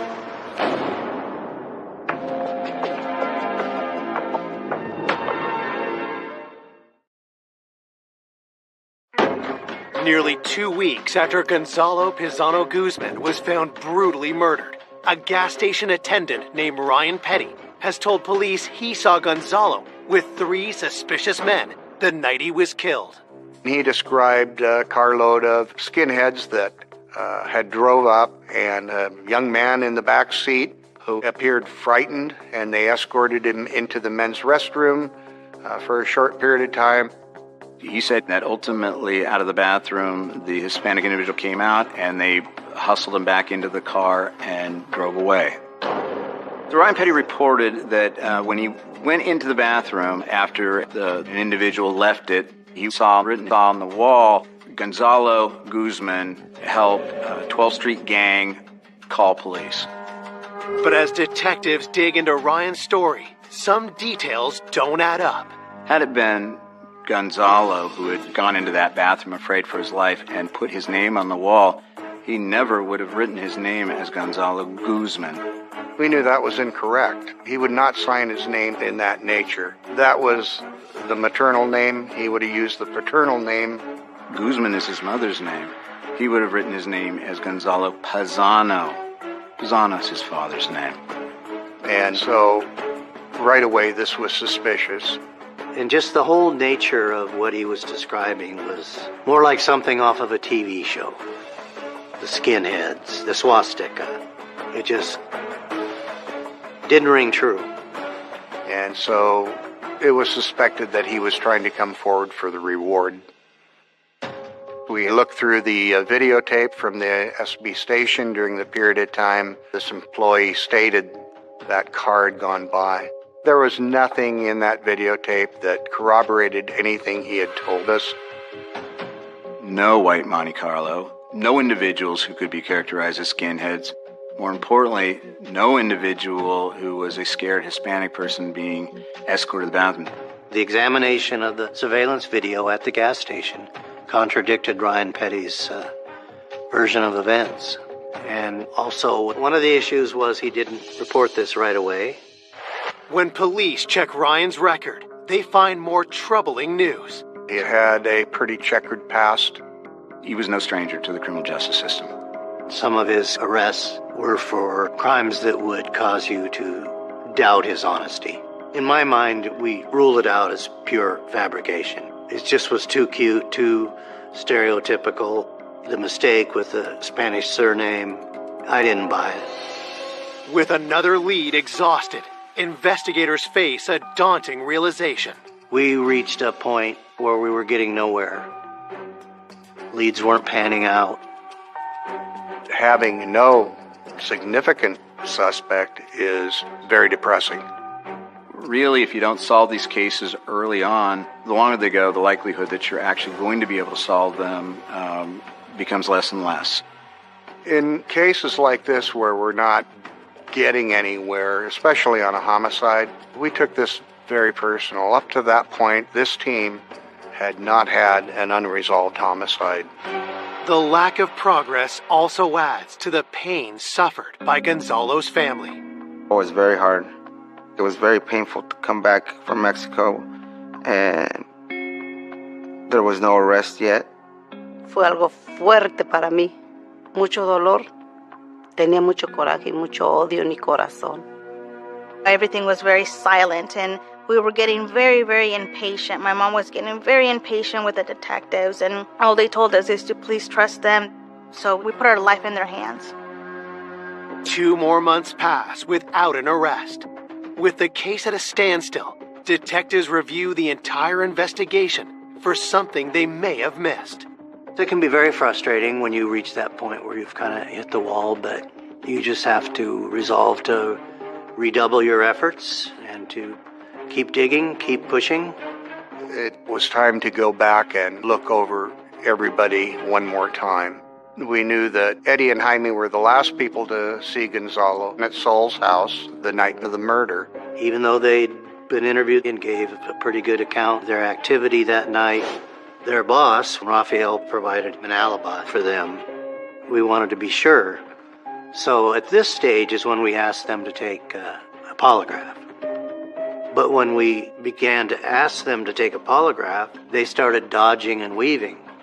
For some reason, they began to balk, and this threw a red flag as to why they weren't coming forward. Again, these are the last 2 people to see Gonzalo alive, and now they're getting cold feet about taking a polygraph exam. And that's when we really started to think something was wrong. Detectives keep the pressure on Jaime and Eddie, and on September 14th, Eddie comes in for his polygraph. The polygrapher was hooking Eddie up, attaching these leads to him to measure his response. And he doesn't even get to the questions. And Eddie says, "Okay, I'll tell you what happened." And he immediately makes it clear that he wants to tell everything that happened. In police parlance, he spilled it.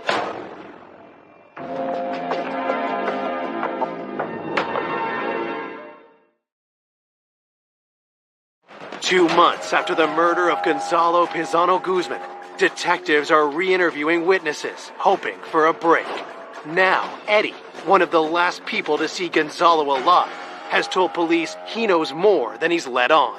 He gave a detailed, recorded statement about what happened on the night of the murder. As he talks to investigators, Eddie drops a bombshell. He disclosed that he had actually been approached by his boss, Raphael, who was Saul's brother, to coordinate delivering Gonzalo to the Forest Hills Country Club parking lot. Eddie told us that it had all been planned out by Raphael. Raphael had enlisted Joe Noble to help with this crime. Joe was Raphael's friend. Eddie went on to tell us that night he and Jaime lured Gonzalo to drive his car to the golf course. And as they pulled up, Joe Noble appeared with a gun in his hand. And as Eddie and Jaime got out of Gonzalo's car, Noble got into the car, pointing the gun at Gonzalo. And also present in the parking lot was Raphael and his white Ford F-150. Gonzalo was driven away by Raphael and Joe, but Eddie claims he has no idea what happened next. He stated that he and Jaime had left the country club and got into their vehicle, left and went home and went to work as usual. Could the brother of Gonzalo's fiancée, Saul, really be behind his brutal murder? It was extremely surprising to suddenly see Rafael Mora as somebody different than this really incredibly self-possessed 19-year-old who started his own business. But according to Eddie, Raphael leads a disturbing double life. Eddie told us that Raphael was a pretty active drug dealer. The nice entrepreneur cover of Raphael was all a lie. He's a significant drug dealer, and it appears orchestrated the kidnapping of Gonzalo with Joe Noble. This completely surprised me. Raphael did appear, at least on the surface, to be legit, and now he's just not who we thought he was. It was a shock to all of us. The one thing detectives still need to know is why Raphael would want to kill his future brother-in-law. Up to that point in time, there was nothing to link him. There was no motive that anybody could speak of. Investigators first turn their attention to Joe Noble, suspecting he may have been taking orders from Raphael. Joe Noble was known as a small-time criminal. An informant told us he was very concerned about a .40 caliber pistol he had sold to Joe Noble. And he suspected that this may have been the murder weapon used in the killing of Gonzalo. That's not the last of the informant's revelations. He said that Joe Noble had talked to a female at one of the local bars and had asked her to alibi for him on the particular night in question. We contacted her. She told us that yes, Joe had asked her to say he was with her on the night of the 6th, and most importantly, she said I wasn't with him. Police bring Joe in for questioning. Joe denied having any involvement whatsoever to the murder. During our interview with Joe, he actually tried to use the alibi, and then when we confronted him with the fact that we'd already talked to her and she said it was all BS, then he stopped talking. Joel stated that he wanted an attorney and didn't want to talk anymore. With nothing concrete to hold Joe, police are forced to release him and turn their attention to Raphael. Investigators learned that Raphael's cleaning business was not all that it was purported to be. He had a contract with the Hawthorne Farms Athletic Club. The manager of the health club was not very impressed with the quality of Raphael's work and the work of his crew. It was really a shoddy operation, by all accounts. We considered the fact that the cleaning company may have been a front for Raphael's drug dealing. Raphael told police he was cleaning the gym with Eddie and Jaime the night of Gonzalo's murder, so investigators checked with management in order to corroborate his alibi. The manager of the club said he often couldn't reach him, so we had no idea if he was there or not on the night of the murder. With his alibi falling apart, detectives asked Raphael's sister, Saul, why he might want Gonzalo dead. Saul admitted that Raphael had had a serious talk with her and that it was clear that he was opposed to the wedding, felt she was too young. Raphael did not want Gonzalo marrying Sol. Just did not see Gonzalo as being worthy of marrying into the family. Investigators learned that Raphael would mock Gonzalo for the car he drove. He'd mock him for bringing over a bottle of wine to his parents that was cheap and not any good.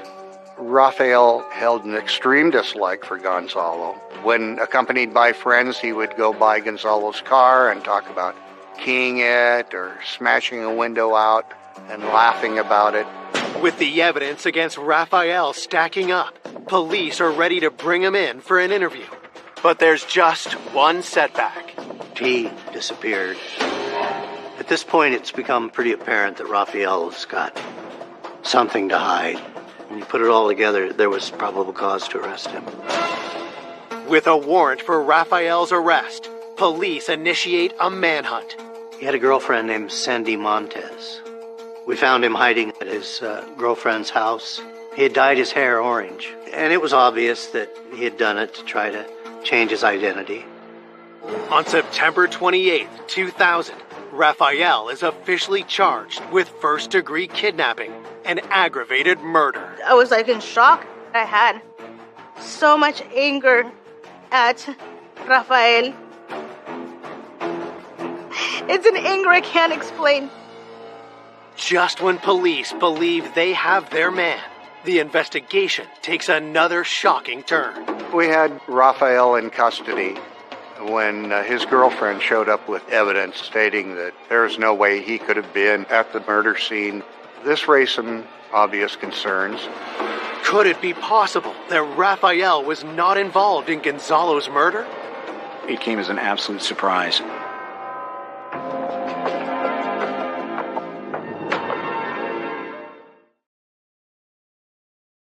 Police have arrested Rafael Mora in the death of his sister's fiancé, Gonzalo Pizano Guzman.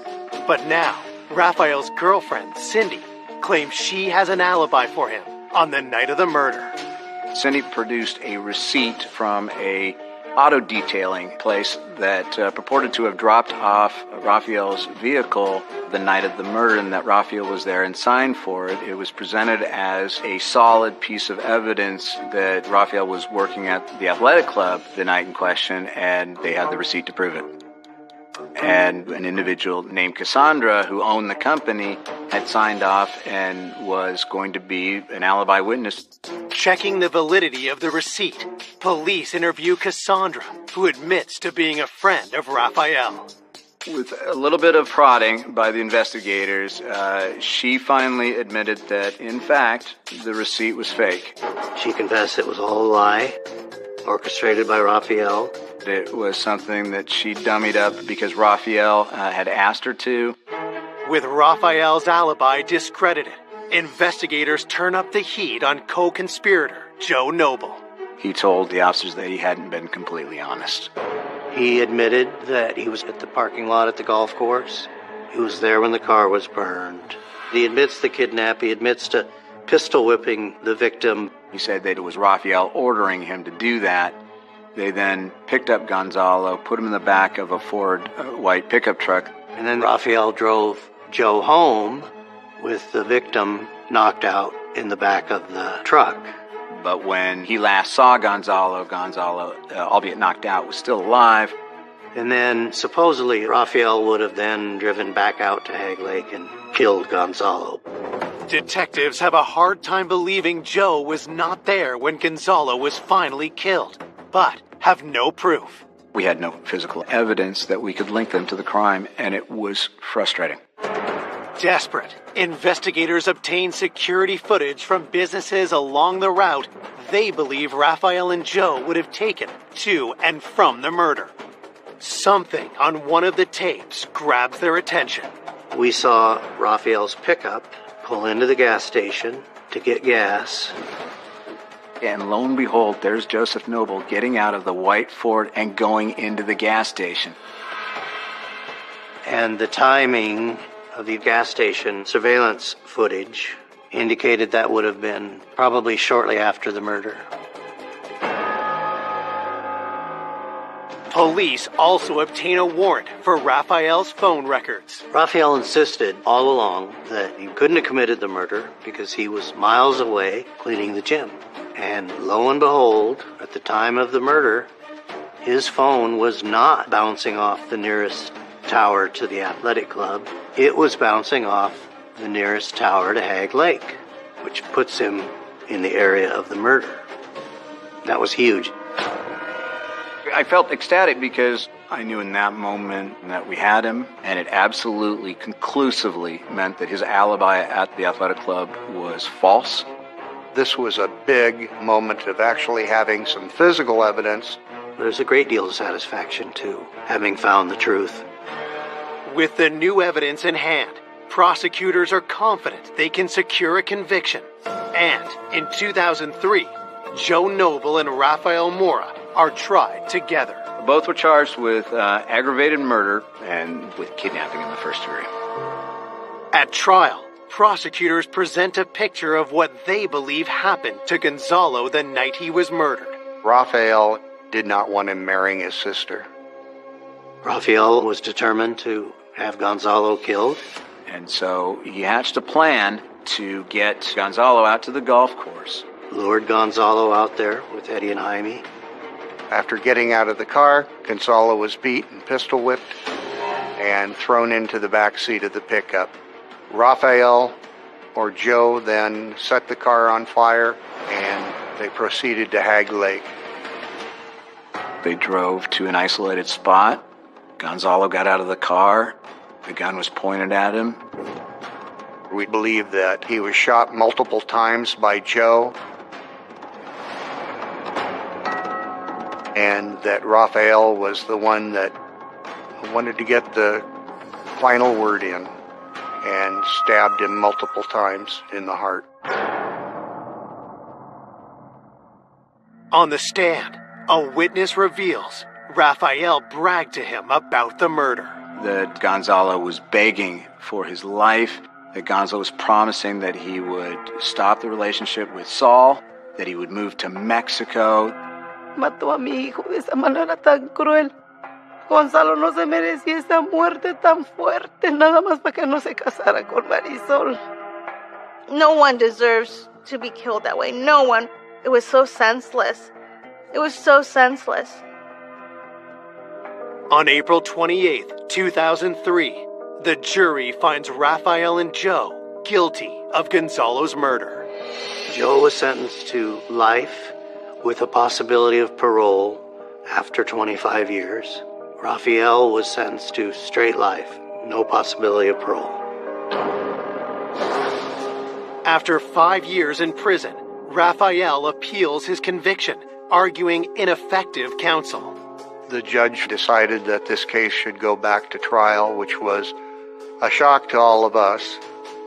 Ultimately, a decision was made to allow Rafael to plead to manslaughter in the first degree. Rafael's sentence is reduced to 25 years and 10 months. With time served, he will be eligible for early release in 2024. He had no remorse. He had no guilt. He's a monster. Because what he did to us changed our life forever. He destroyed us. Even after everything they've endured, Gonzalo's family remains inspired by his memory. Yo lloré por muchos años, mucho tiempo, y un día yo lo soñé. Yo estoy bien, Mal. No llores por mí. Yo estoy muy bien. Y yo lo miré riéndose y me dijo que ya no llorara por él, que él estaba bien, que él estaba en paz. He was a happy person that wanted everybody around him to have that same joy and made sure that we were always laughing. Those are the moments that I will always cherish the most. Gonzalo was one of the most genuine men that I've known, that I continue to admire.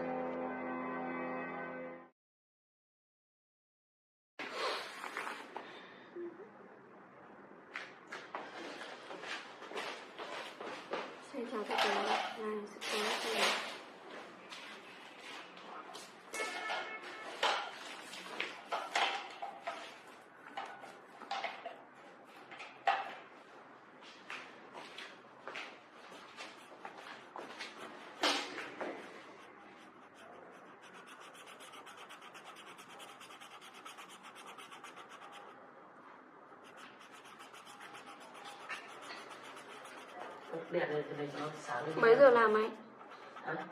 Chưa. 11, 12 giờ.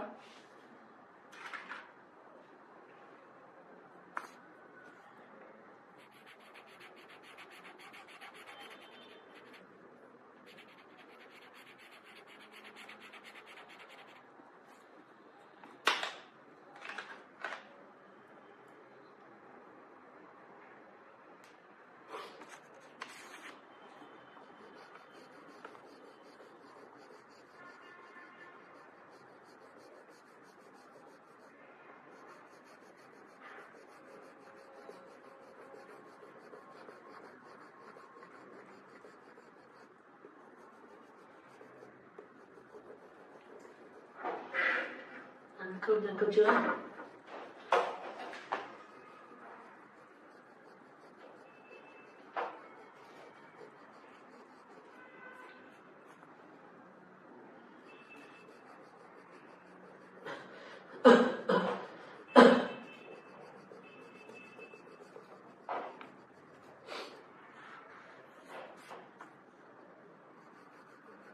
Hôm nay 15 độ không nhỉ?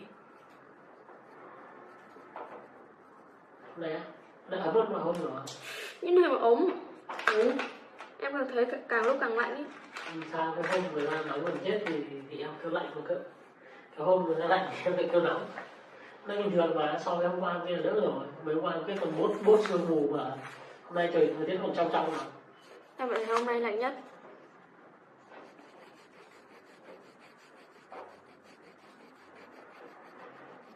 Cái hôm 8 độ em thấy không lạnh quá, nhưng mà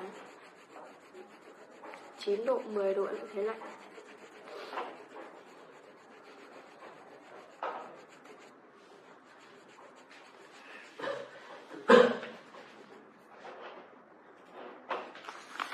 Bật cái điện nào soi rồi chứ. Không đến mấy cái này. Lên sáng hơn tí.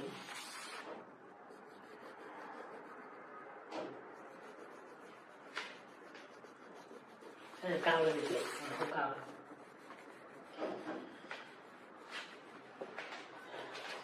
Nó có cái nắng